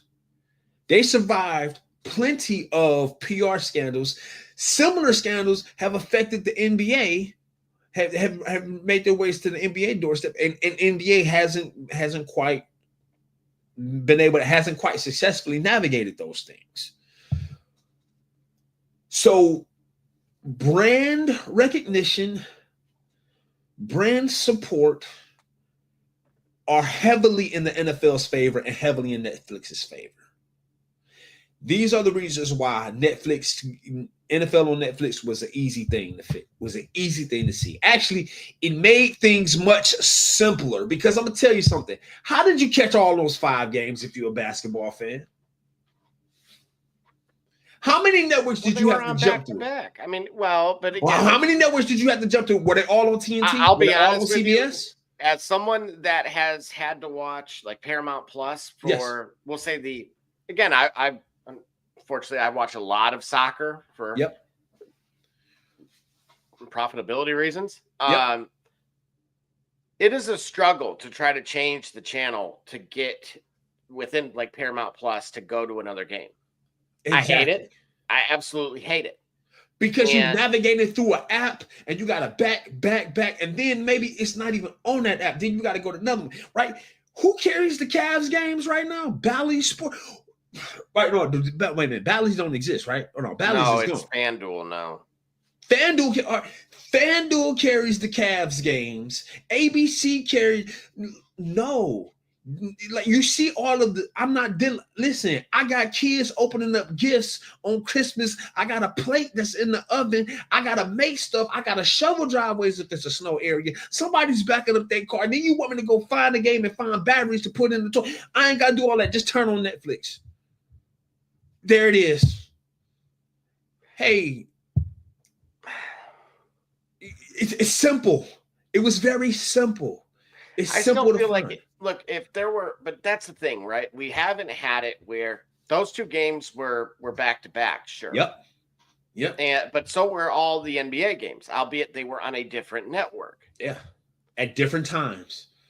But all uniformly, right? One was at noon, one was at 3, and so on and so forth. And so in theory, all you would have to do, like on Xfinity, is either say the team name, or to me, it's easier to go through that remote versus a Netflix. Or now Netflix does a good job, similar to Amazon, with the NFL and making sure you can find it right away. Exactly my point. You can find it right away. This is where this is now on Adam Silver then to be like, why is it not like a banner ad popping up and saying, turn on Cavs Lakers, for like even by accident you'll click it.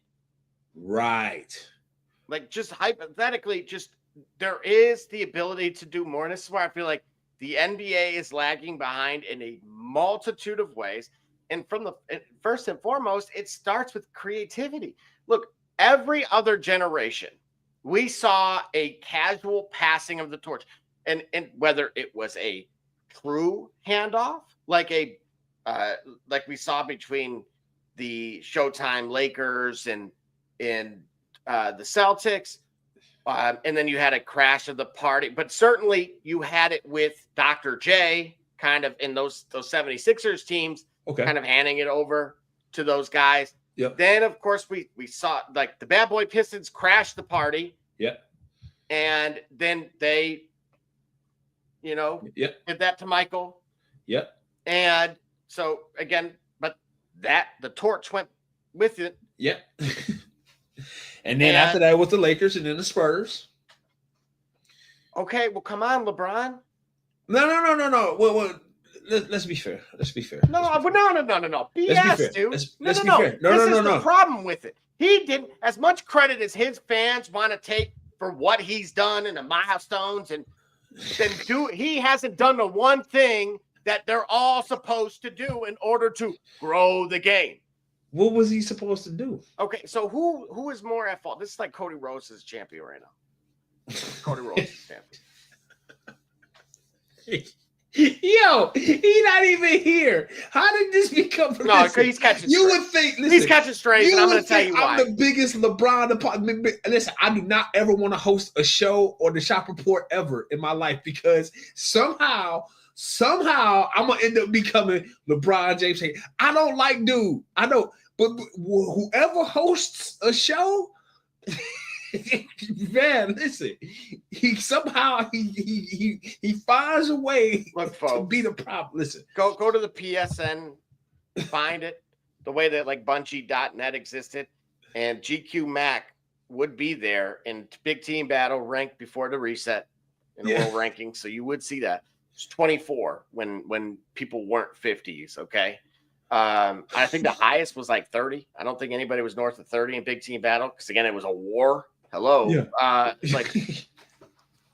And now these kids, man, they're part of the I'm saying all that because, well, first, I'm not a hater here because look, my PSN was I win with Cavs. Okay. Gotcha. Okay. And this Darius Miles, this is Carlos Boozer, Lawan Wagner. This is not, I mean, this is a great team for me. Yeah, all right. So look, okay. So you say it's part of LeBron's fault, part of Adam Silver's fault. All right, I understand. What I'm saying is there is a marketing issue that even if the quality control of basketball had improved, they would still have to navigate that part. Who's the face of the league? It doesn't matter. It doesn't matter. Who's the all right? So do you believe that Patrick Mahomes is the face? Hold on. Do you believe that Patrick Mahomes is the face? Hello, I need medical attention. Is Patrick Mahomes the face of the league? You could argue based on apparently Lamar Jackson's numbers don't matter. So all right. So hold on. Whoa. The point is that it's arguable. It doesn't matter who the face of the league is.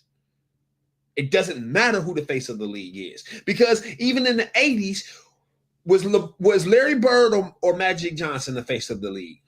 Or did the league have two faces? You could argue it was interchangeable between the two. All right, cool. So it doesn't matter who the singular face of the league is. If the product is good, it doesn't matter who the face is. Now, when the product is bad, you look at who the face is. All right, that's fine. You can always do that when look at something when something's bad. But the product overall is the issue. And if the product improves, it doesn't matter whose face it is. You could almost say that Steph Curry's the face of the league. You can say Steph Curry's the face of the league. Because here's what you got. Here's what you have. You have a lot. We have a style of play issue that's more reflective of teams trying to find and play like Steph Curry than we have teams playing like LeBron James. We have more teams trying to play Curry ball than we have trying to play LeBron James time of possession ball. They're both problematic if you're not doing it right. Well, I think LeBron James' time of possession ball might be more problematic than Steph Curry's in the sense that it's just one person doing the show. But again, if Harden had showed up in Game 7 that one year, we wouldn't be saying this, because Harden is a ball dominant player as well, but offensively he's productive. That's getting me down and getting me beside my point. It really is. I start going and we can start arguing that, and then we'll get off the point.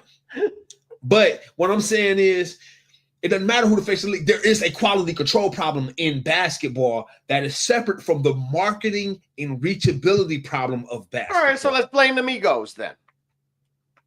All right, yeah, let's blame them.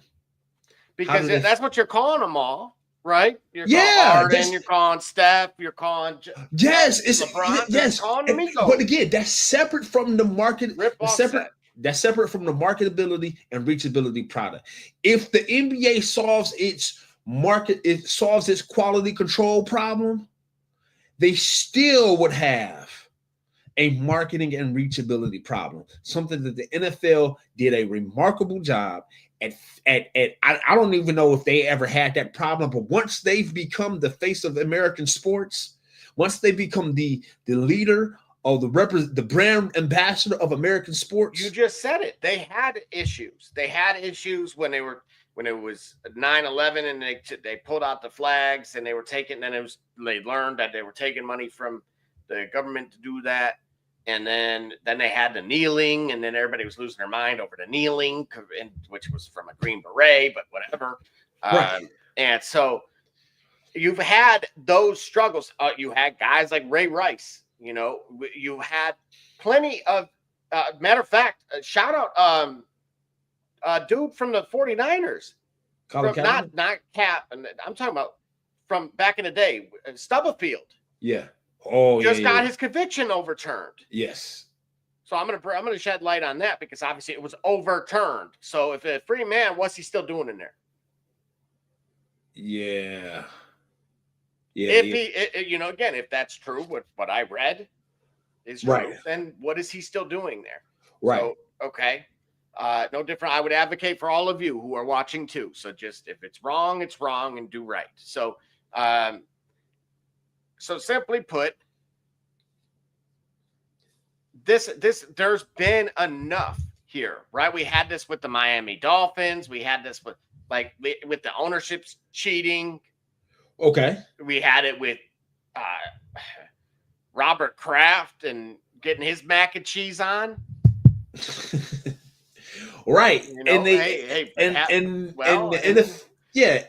I'll leave the Cleveland guy out of it.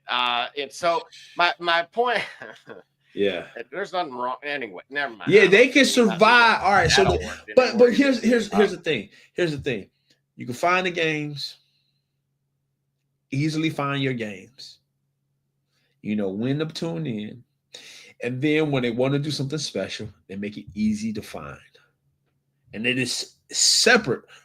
We complain about the quality control in the NFL too. I mean, so they gave them the big poof jackets. Did you see that? Oh, for the they gave Mahomes and and the cake that nobody wanted to eat.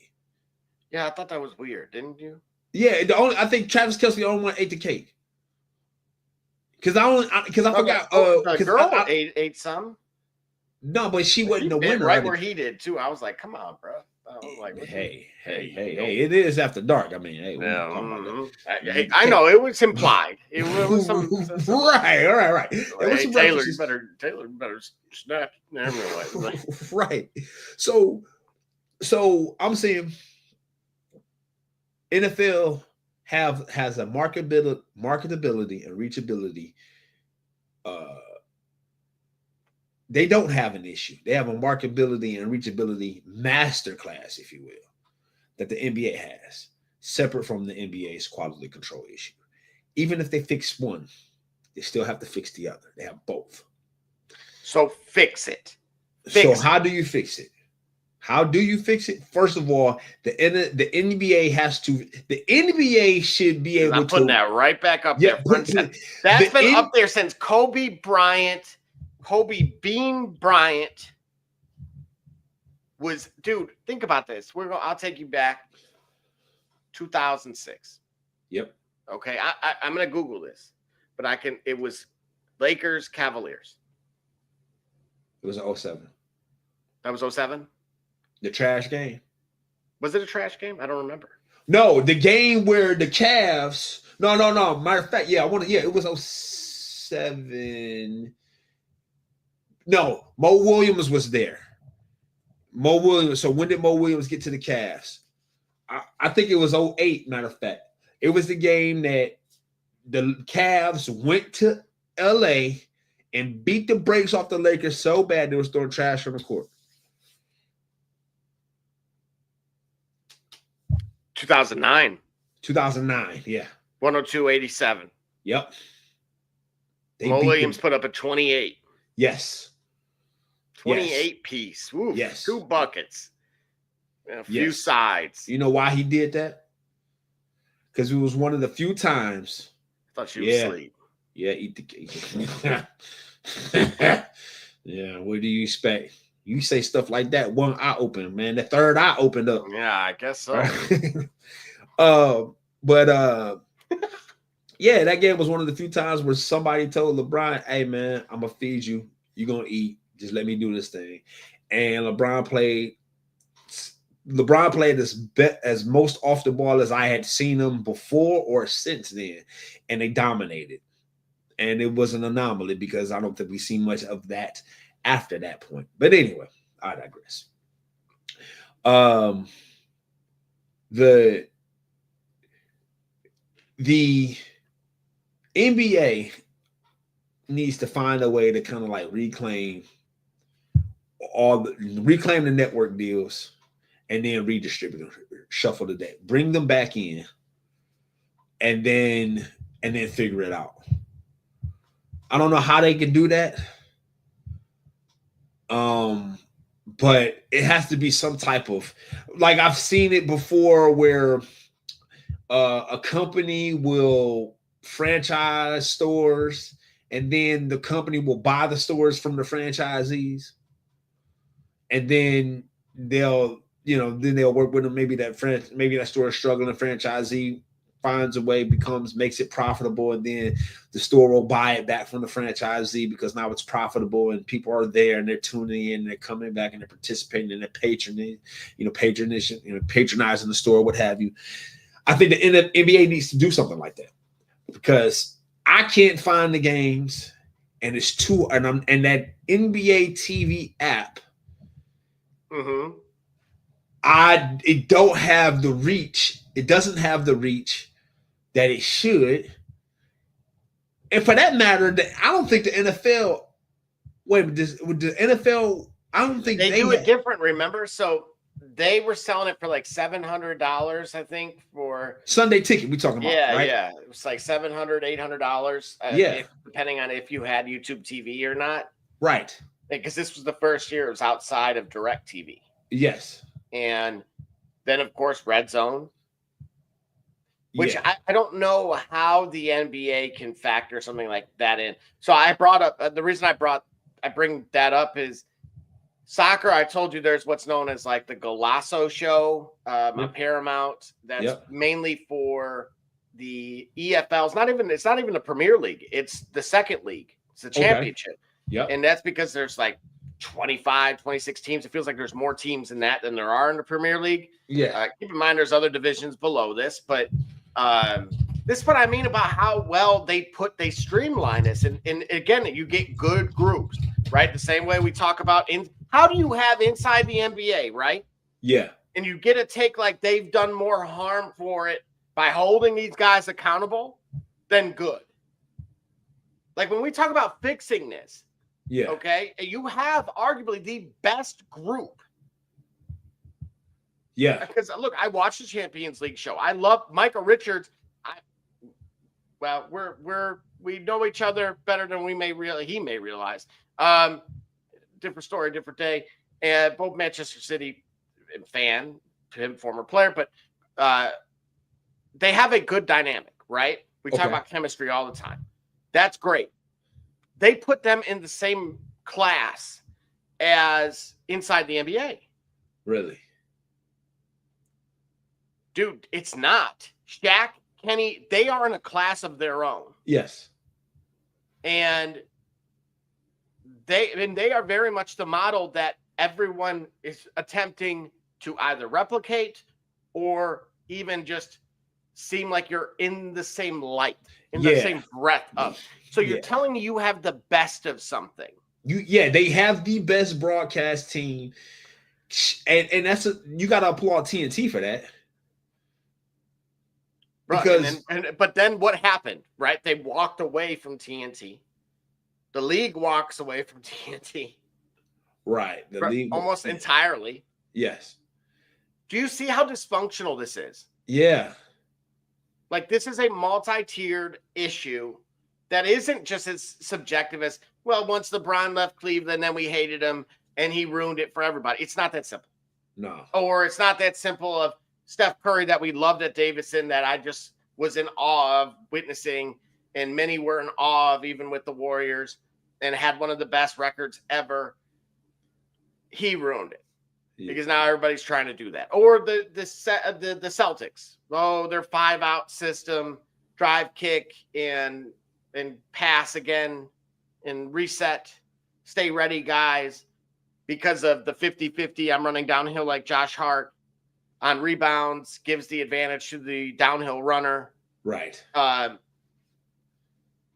That's not it either. And it's not as simple as, oh, we needed a banner in everybody's, cable box to tell them to click here to go right to the next game. Okay. Fix it. You, Gully, are the fixer. You are contracted now to fix this, just like you were contracted to fix many things. Fix this. Those are all the problems, but how do you fix it, right? This wasn't as simple as, okay, Allen Iverson, you got to wear a tie now. Right, because that did nothing to fix the product.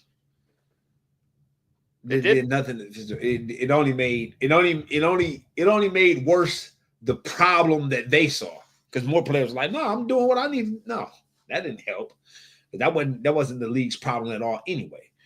In fact, that brought the type of attention that they didn't want. So, but it brought more attention to the league. Yeah, the NFL really had averaged about 27 million viewers, right? We were just looking at about 24. The NFL, you talking about last year when? Christmas Day? Christmas Day, yeah. Yeah. So they hitting their numbers consistently. Yeah, I mean, there are 3 million variants. Again, Barbershop Jay was like, these games stunk. That was he's been kind of adamant about that. The NFL games, you said. Yeah, and obviously you heard me hooting and hollering over unders, largely because I needed some points to be scored, in order for me to do well. I thought it was the holiday season, but it seems like those guys, a bunch of Scrooges. So even still, like you, what I'm saying is, sports are our pastime, and they are the things that we enjoy on the holidays, namely the fall and winter, the holiday season. Thanksgiving's got football games on. They also have some basketball games on. Christmas has basketball games on, and they have football games on. Football is going to get more of our attention than basketball because football is America's pastime now. It used to be boxing, used to be baseball. Now it's football, and football they don't seem to, based off of the missteps and miscues of the NBA, they don't seem to be letting go of that foothold. They got a chokehold on it, right? You fix the product first by fixing the way the game is played, because the familiar refrain from everybody watching and having played the game, having watched the game, the familiar refrain is everybody's trying to be a one-of-a-kind player, and there's no shooter like Steph Curry yet. So then let me stop you there. He's the first of his kind. That's right. He's the first of his kind. One of one. He's one of one. Now, there can and there will be others, but it ain't everybody yet. And if everybody could do what he was doing, he wouldn't have been the first. So I, of course, posted in the Discord about Jaden Ivey getting a 4-point play that led to the firing of Mike Brown. Absolutely. And it was bad. Of course, Barbershop Jay pointed out that was like their 5th loss in as many games. And then, of course, Mike Malone aired out the franchise that has been really much in disarray ever since the Maloof brothers kind of got hosed on something. Yeah. If you remember, I don't know if it was they were trying to sell it. I don't remember what that was. I think there's a 30 for 30 on it. I'll have to check it out. Yeah. But this kind of is my point here, right? You're talking about Mike Brown, clearly a good coach. Yeah. Not good enough for LeBron at one point in time. I will remind everybody of that. But I'm going to read this comment. This is why the league is in trouble. They fire a good coach for a player who just doesn't want to be there anymore. It's one of the worst NBA towns for players. That, of course, from our very own Bro Rich. Now, we just had Jim Larinaga, who took George Mason once upon a time to the Final Four. Yep. And, of course, he took our hosts, Miami Hurricanes in basketball, there just 2-3 short years ago. In his press conference, he says, I'm exhausted. When we made that run, the day after 8 players wanted to go into the portal. Yeah. I have been very much on the fence about this. I got to roll. I watched a video of Bryce practicing with the Michigan team, and he looks, man, oh man. He looks like he's going to be that guy. I'm going to tell you that now. Yeah. I also saw the Michigan football team at WWE tonight. It was wild too. So we'll see how they do. Everybody else keep that in mind for those that are considering wagering.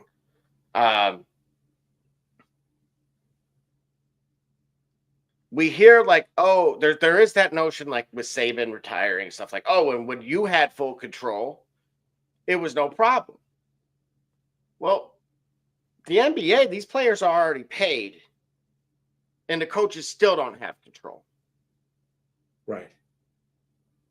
Do you see how this can be merely I don't know, I don't want to say like a micro macro or a microcosm of one versus the other, but how they are ultimately related to one another.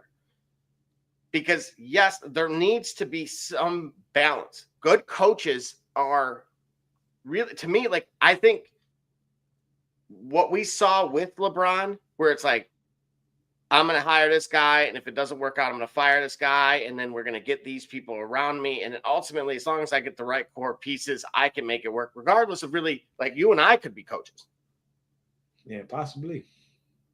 And honestly, I consider putting my name in the hat. Listen, I can't do no worse, and I can use the money. Absolutely. You know what I'm saying? Like, about how I feel about it. Yeah, like I can't do. I can get So that's kind of where I'm going with this. Is well, if all the great college coaches like Jay Wright, who Barbershop Jay naturally has speaks highly of. Right. And now Larinaga and countless others are walking away. Yep. And then the next level, you lose 5 straight, and you're out the door too. Yep. When I say a multi-layered issue, none of it ever was brought into like coaching would have been way at the bottom. Okay. But now I can easily see that like a chart of watching how people spent their time over the last 20 years and watching family go from the top near to the bottom and watching technology go from nothing to the top because it didn't exist.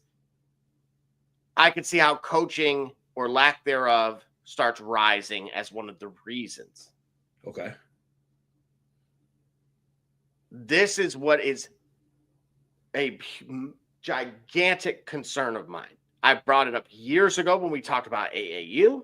Okay. Now, again, if we want to use the excuse of NIL, okay, we can as it pertains to the collegiate side. Okay. And then, of course, if we want to use the excuse of LeBron, then we can as it pertains to the NBA. But LeBron's not on all 32 teams or however many there are these days. And he's not certainly getting them fired from each of them either. Right. Believe me, after Monty Williams, I really thought I could coach. He led the Suns to an NBA final, man. Yeah, with KD. Okay. No. Bruh. With Chris Paul. No. It was with Chris Paul and DeAndre Ayton. There was no KD there. How far did they get with Kevin Durant? They haven't been out of the first round. That's another topic for another day. Yeah. Put that in your pipe and smoke it. No, I'm gonna have to check that. Check it. I know. I thought Kevin Durant's been to a final with. No, Kevin Durant went to 2 NBA finals. They were both when he was a member of the Golden State Warriors. He hasn't been out of the first round since. Matter of fact, I know I gotta ease off the gas too, because I think they might have made it out of the first round last year, but I don't think so. Now, in 16-17 and 17-18, that's when Kevin Durant went to the NBA Finals. I'm saying since 2017-18, he hasn't been out of the first round. Oh, that's right. It was in Brooklyn. Oh, yeah, the toe on the line. Yeah, like that would have made a difference. They still had a whole nother half or a whole nother quarter to play. Anyway. All right, look. What everything you're saying is one thing that we don't look at is the makeup of the teams that win championships. The teams that win championships at the NBA level, if they're not LeBron James-led teams, they seem to be made up differently with a whole collective, with a coach that's adept at coaching and with players that don't seem to have the attitude or the disposition that we want to blame for the quality control problem in the league. You know what I'm saying? You're saying character matters. Yeah, I'm saying exactly that, because what we don't look at is despite everybody's moving and the players that move, they want to move to different cities. You know what I'm saying? We're talking about NBA players. They want to be in different cities and different markets and so on and so forth. And then we talk about the collegiate players. Oh, they don't like what I'm doing this. I'm going to go to this market. I'm going to go to that. I'm going to go to this team and that team or whatever else. Whether it be NBA, whether it be college basketball, college football, whether it be NBA and NFL, whatever else. We look at teams that win championships are still fundamentally made up the same. They have issues. They don't appear, because appearances are weigh a lot here. They don't appear to have character issues on that team, at least from the standpoint of character issues that totally derail championship caliber teams from winning championships. You don't see prima donnas, if you will, that I could tell on the Boston Celtics. If you look at the Cavs that are largely the hottest team in the league this year, you don't see those type of character issues. They don't seem to be there. But you look at every other team that should be there but ain't, right? We look at what's going on in Philadelphia.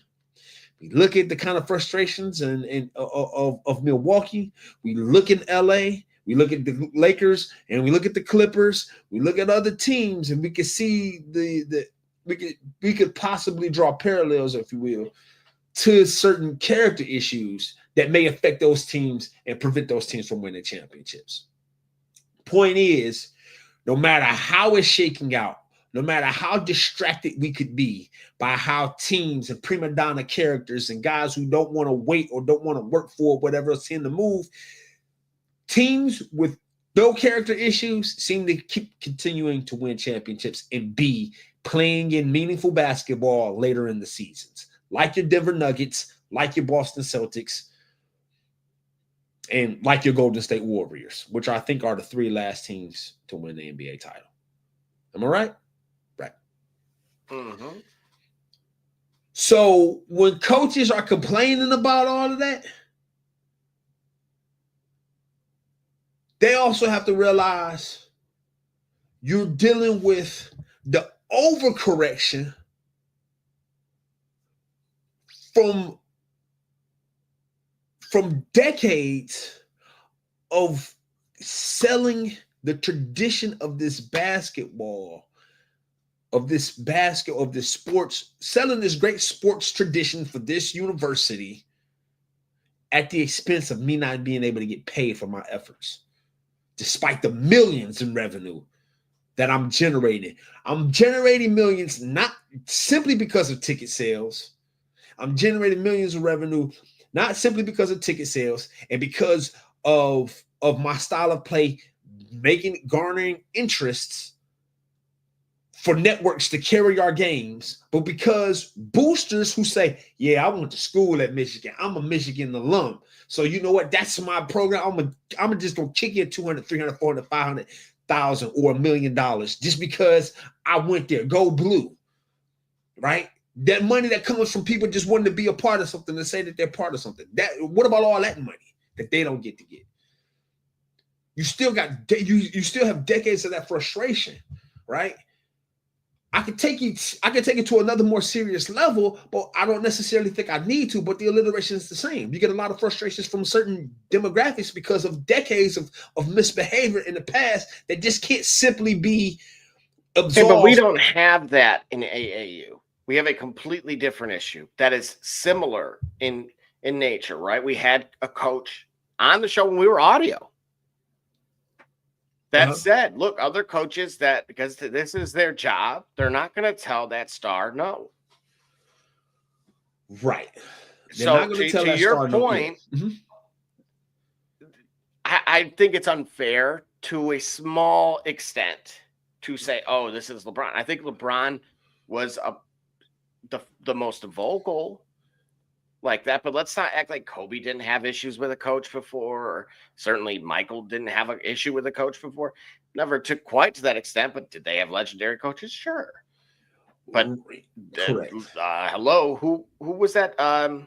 He looked like a guy from TV. That was Kobe's coach with the Lakers. The gray hair and the glasses. Dale Harris? Yeah, man. Who was that dude? Not after Dale Harris? Well, after Dale Harris, it was Phil Jackson. Yeah. I'm talking about Dale Harris. He reminded me of somebody that was on like early talk shows in the 90s. Bill Donahue?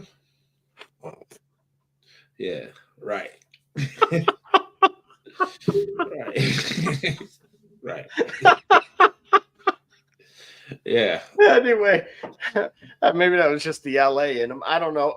And so, but now we have a reoccurring theme, right? Like there's certain coaches. Again, you got kids making the demands now, especially college. Okay, so I don't like the game. I don't have to love basketball anymore. Right. In order to earn a living. It's not limited to basketball, but so basketball is a business from the time I'm in high school to the time I get to the university level, collegiate level. Okay. Now I'm paid regardless. So you heard Kanye say it, and I know, give us a couple M's and let's see how much we're willing to hear somebody out. You'd hope we'd be a little bit more humble than that, but it's not a guarantee. And so, okay, now you fast forward again. You have collegiate players like, oh man, I signed for $800,000. Yep. We just went to a Final Four. Kansas offering me $2 million. Yep. I'm good. Okay, so what do I need to listen to you for? I may have it where it's like look, Purdue has lost players in the last year that said, I want to start. See, that's why X amount of minutes. This is how it becomes a compounding issue. It's not you getting paid, it's you getting paid and this. This is no authority anymore. You're right. This is why I get what you're saying, because you know what, with age should come wisdom. It's almost like at a point, if you give a child too much of anything, like if you scroll on Facebook now, you'll find many kids and many parents with a tree full of Christmas presents and a spoiled child just like, I don't really like, you'll find plenty of, because you gave someone who doesn't have the appreciation or understanding for what it took to provide that. They don't understand what it took to provide that, and they don't understand why a parent yet will want to do that. All they looking at is, oh, this is what I can get and whatever else, right? They don't have to understand it, right? So this is why I felt like it would have been better if the NFL, or if collegiate athletes were given like guaranteed annuities, like money that could be accessed once it's granted to you and it's given to you because we agree to it. Once you sign on that line, once you commit, but that money is available, assuming certain conditions are met, and will be available to you upon conclusion of certain obligations. Like, so for example, you play 4 years here at this university, we got $100,000, $200,000, $300,000, $400,000 annuity for you. In addition to that annuity, you'll have a monthly stipend, so you ain't got to worry. You don't have to worry about money while you're here. You don't have to worry about money while you're playing. What you do will be calculated or what have you, such that when you graduate or when you've completed 3 or 4 years on this basketball program, or you work it out, maybe you complete for each year you complete, you'll get this, and then you'll get it back to you. Then it's incentivizing players to stick around and stay, knowing that, hey, I still got to work for something. I still don't have it guaranteed yet. I don't have it in my pocket yet. I will have it. They won't take it. Here's where capitalism kicks in once again. You're absolutely right. So as of now, just for example, I'll use the Butler University. If you're on the women's team, you'll get a $35,000 annual stipend. And of course, your school's paid for. In some cases, you can negotiate being a manager for that 5th year. Okay. And that way you remain on scholarship. Okay. So there you go. Your school, you don't have to worry about your room and board. You don't have to worry about your books, and you certainly can get the degree that you want. And of course, you're making at least, we'll call it minimum wage. Okay. Because that's all pre-tax. So great. You have some kind of monthly income.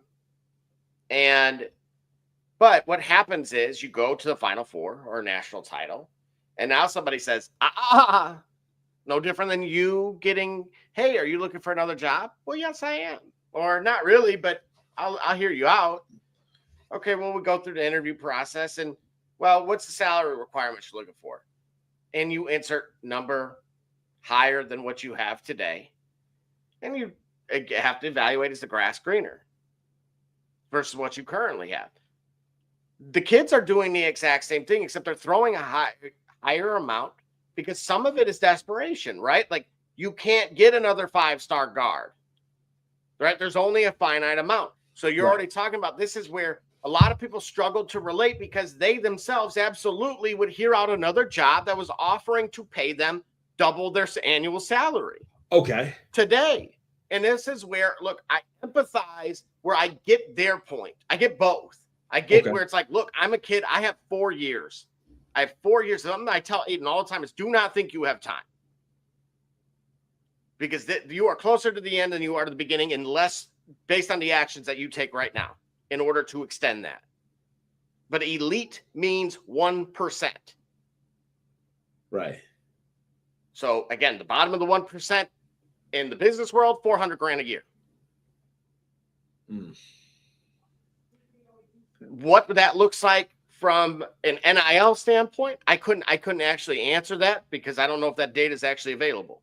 But we could use Bryce Underwood as an example. That $10 million, thanks to Detroit Fan Man, was shown that was supposed to be paid out over 4 years.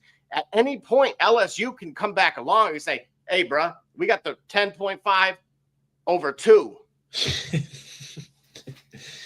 Yeah. Just transfer the bleep out of Ann Arbor, and I got a plane for you waiting at Willow Run. You'll ride the World War II plane, Rosie the Riveter. Come on over. Like, and again, at what point? What is that? Michigan? You know, they'll be up in arms. But okay, the kid only has so much time. He goes and breaks his legs, tears his ACL. You know, don't cry for me, Argentina. At that point, right. Yeah, okay, and that echoes kind of like what I said before, like where. Even at the risk of contradicting myself from what I said earlier, I do understand what you're saying because at one point in time, I was like, you know, it made like to that example, I was like, it made perfect sense for Joe Burrow to transfer out of Ohio State when he did to go to LSU because Urban Meyer did not run the offense that Joe Burrow would be effective in.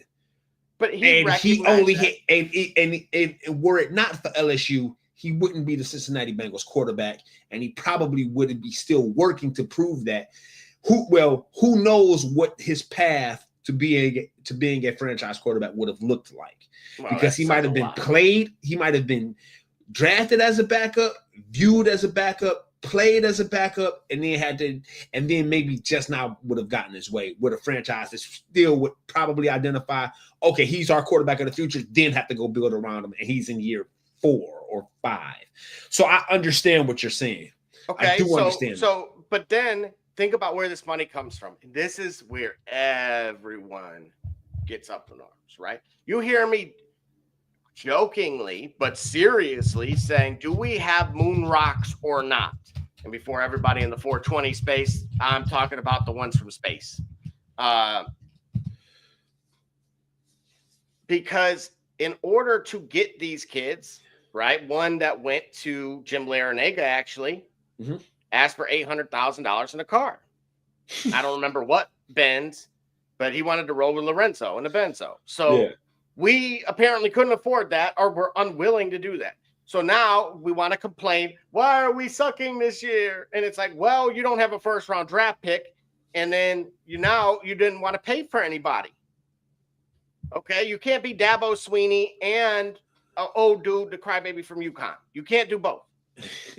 You can't do both. And you have to be willing to pay these kids. Oh, we don't want to do that either.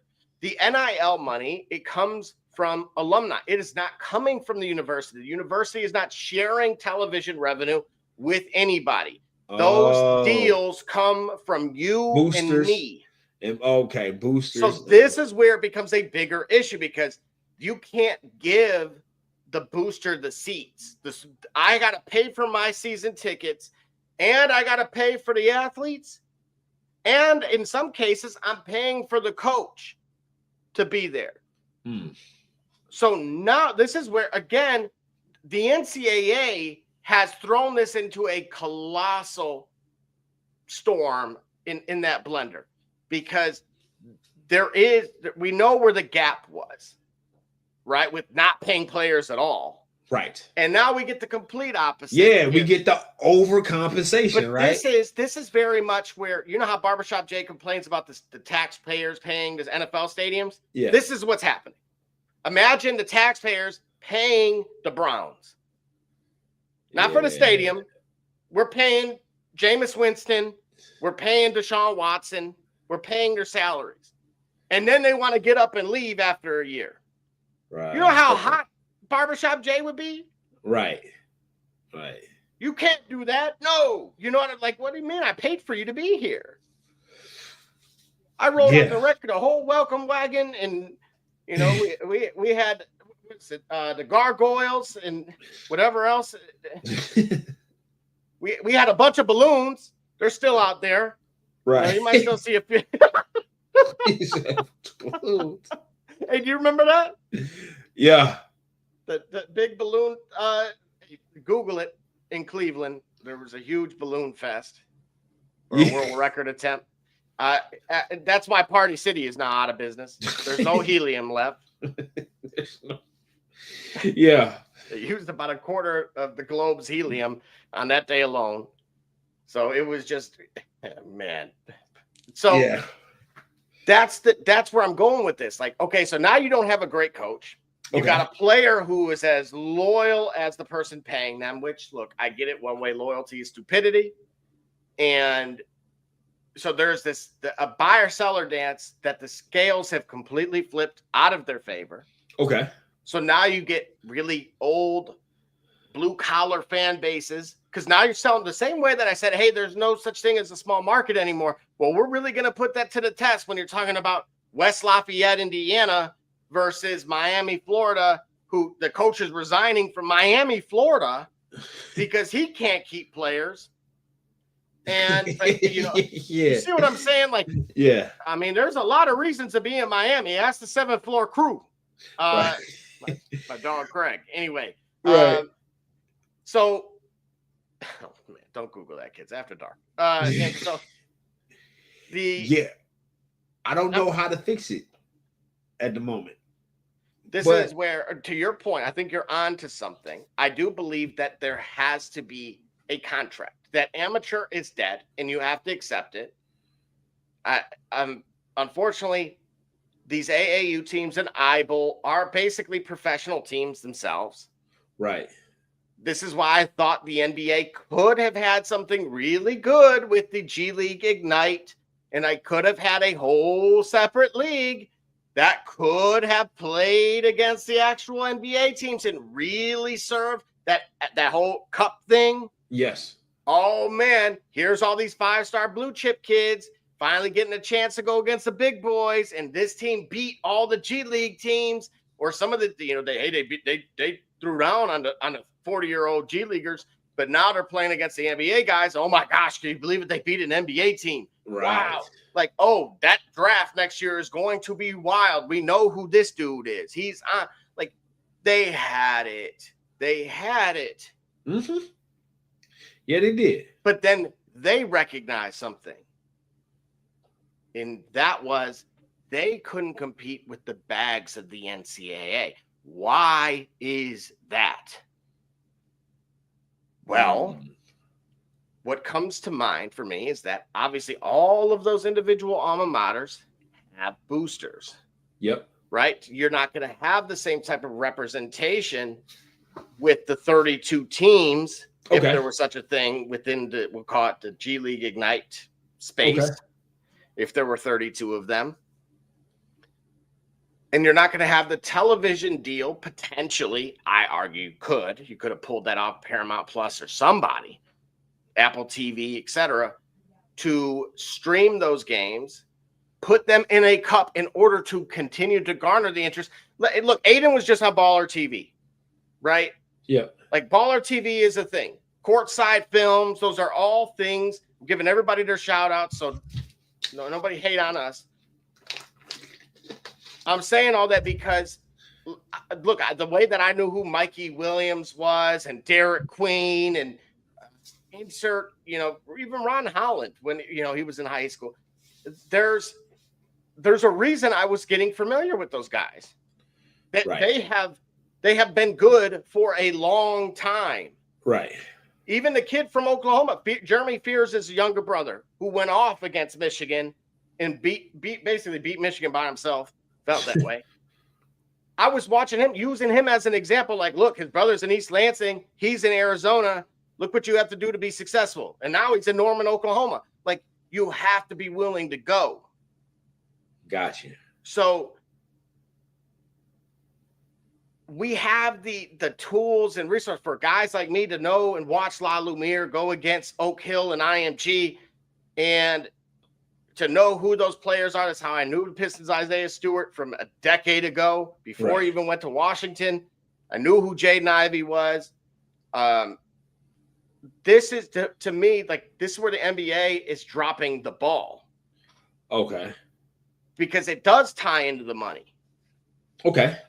But it needs to be streamlined. Just to accept, we as the NBA can't compete financially with the NCAA. You can't? You can't. Yeah. Gibby, what's up, man? What happened? You're saying thank you for a great year. Yeah, for the great year for us so far. This is our last show for the year, bro. We won't be back until next year. Oh, stop it. I'm serious. It is true. Yeah. So no. I got dropped last week. Oh man. Where do we go wrong, Gibby? Tell us real quick before we get out of here. Where did we go wrong? I'll just summarize. Like, this is why I'm saying I need to be in the room. Oof. Oh my. Well, you know what though, dude? And honestly, I think I lost similarly. I think I had 135 or something. He probably had Taylor. Yeah. Oh, nothing was wrong. Yeah. He just played way better. But you know what? Those are the best ways to lose. Yeah. If it would have been by a half point, you'd be sick. Or if they don't throw any touchdowns. Yeah, basically okay. So he said his roster was he just had guys. 180 is almost unheard of. Like, again, giving the example right now, I'm on pace to do 219 in the third place game. Yeah. I mean, 34 from Lamar. Like, if I could have used this a week ago, 19 from Harrison would have been better with a touchdown. 36 from McBride, who finally got a touchdown. First one all season. Yeah. 46 from T. Higgins. Cooper Kupp did absolutely nothing. He'll never be drafted by me again. He's washed. I'm calling it now. He's washed. Oh my gosh. Yeah. Oh, dude. Yeah, that's brutal. Yeah. Yeah. Jonathan Taylor and I went against that duo as well last week. That was just gross. So here we go. Put me to bed. He said, "Put me to bed." Behind the shed, yeah. Yeah, golf really 33, JJ 33, James Scott 33, AJ 30 to 19. Oh boy, yeah, bro. Yeah, we're sorry about that. Well, we're gonna be much better next year. I'll tell you, we're gonna be much better. Hey, Gibby, look, dude. Matter of fact, you know what? I'll go ahead and I'll show him some of the sauce here. I've sent this to Gully. He had this as well. I didn't close it. No, I didn't. Cool. Hey, next year, this is what I'm bringing to the table, dude. Right there. Real quick, just showing you the Excel sheet. Those are red zone targets. Okay. Inside the 20. Inside the 10. We're coming back better than ever in a year from now. Oh, yeah, for sure. Like, there's way more. The way that we knew about, like, we capitalized on the guys like Tyreek Thunderbird. Shout out to Tyreek. Yeah, for sure. Helped make us a great year. And countless others. But, yeah, we'll absolutely be back in better than ever on this one. Y'all better help me with this draft next year. All right, Gibby. Hey, speaking of Gibby, man, I was going to say, get one of our emails. Sounds like the listener league for sure is going down. I already have about, I want to say 5 other people that wanted in. Yep. That's not including Gully. So we're at 6. If you and Austin want to jump in here, by all means, that would put us at 8, which is enough to go. Got you. Oh yeah, that'll be great. That'll be great. Now I'll leave it up to you guys if you want it to be a pay league or not. But I will leave that up to y'all. We can see about it. Yeah, we can see about it. Yeah. So Gibby, on one of the show pages, what you mean, Gully, or the Shop Report 365, just DM us with a contact to get with you, so that way we keep you in DM touch. us. Yep. Yeah, so that way we can keep you in touch with that, man. One last thing I want to let you know. For me, Double J, it is a race to 101. It is a race to 101, meaning between this week and next week, if I collectively get 101 points, I win our Pick'em League. So all I needed to do between this week and next week is average 50.5 points. This week, I'm at 65. So now I've already beat my requirement for 50. I already beat my requirement for 50. So now I'm into what I need for next week. If I get 101 points this week, I win the league. What I can tell you is you have finished our pick'em season among the strongest. I have more time, dude. You had 100. You've had 100 points. 100. You've had right now. You're on your 5th straight week of 100 or more points. So 2 things quickly that have occurred right now. You're close to. You should get 100 points easily. So this backfired on me even in my actual paid pick'em league. Which, Gully, based on how well you did, I should invite you to this thing. It's like $100 for the whole year. Oh man, for sure. And dude, you get paid out every week. Whoever wins. My dad's won like 2 weeks in a row or something. It's irritated me. Yeah, I won. Right. I won 7 weeks. So that's what I'm saying. Like, but I started looking at yours, throughout the weeks, and I'm like, dude, he picked these so well, because that's all it is, just right or wrong, no different than what we do. So, but this thing, you are outperforming everybody. Really? And the winner for the year, I think, gets something also. So I saw another one that it was pretty cool. I think Megan's aunt actually who put us onto it. She's in something where it's like, you get a team every week and they have to score the number 33. Oh, the 33 league. I did that. Yeah, I did that before. I've never heard of that. Never. Oh man, listen, man. At a job I was at, we did that 33, because it's a rare number to achieve. It's a very difficult score to achieve. So that's why it'll be weeks that could go past. Now I don't know if you guys did it such that once you picked it, you guys stayed with the team until 33 was picked. So, for example, if like in week 2, everybody arranged, and let's say I had the Browns, if the 33 didn't come up until week 7, like I had the Browns until week 7 or 8. You get what I'm saying? Like, I don't know if you guys reshuffled every week, or if you kept your team until a 33 was drawn, if you will, until a 33 was played, then you reshuffle. But I did that. That was pretty cool, man. People was getting like, it was the way we did it, it was like $5 per team. You paid $5. So more people that picked up teams, the bigger the pot.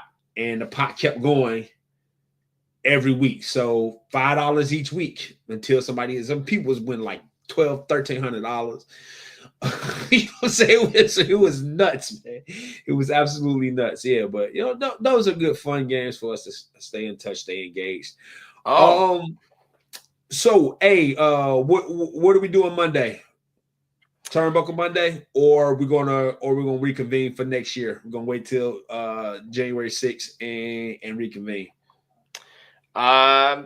That is up to you. I leave Tuesday morning to Kentucky. So all right, we're going to be back, guys. January 6th. That's when the Turnbuckle will return.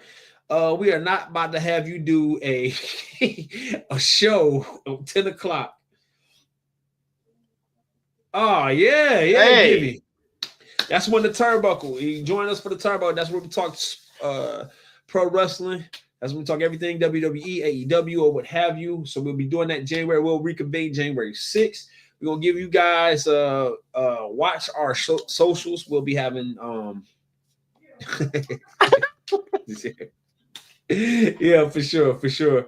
Happy early birthday, Gibby. Yep, for sure. But We'll be back January 6th, Monday, for the Turnbuckle immediately following Raw's broadcast. That's where we talk about everything AEW, WWE, professional wrestling. We'll mix in some other sports besides that. Saturday's Shop Report After Dark, maybe the Shop Report based on some schedule changes with our host. But you know what we do here, free flowing and everything else. Everything. Yeah, what is he doing? So yeah, we'll figure that out behind the scenes because we got to still find out how this working out for him yet. Got some. I think he might have some changes with the daytime gig. You know what I'm saying, and that affect the showtime. So that way we always be here whenever y'all need us for us. And then again, stay engaged. What you mean, Gully for me on YouTube, Twitch, Instagram, TikTok, and until it's got this plug pulled. And then Double J, you know where to find us. Remember, shopreport365@gmail.com for any questions, comments, criticisms, critiques, and what have you, compliments as well.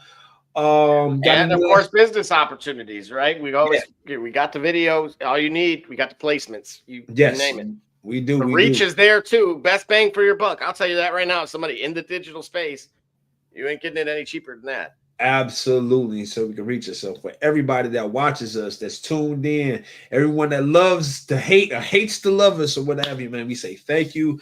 And remember, we just thank you. We wouldn't do it without you. We wouldn't do it. We doing it if it wasn't for you guys. So with that being said, you know how it goes. You know how our host says it. You know what I mean? And next time you really want to know what's going on, come to the shop. Walk-ins are always welcome. Holla.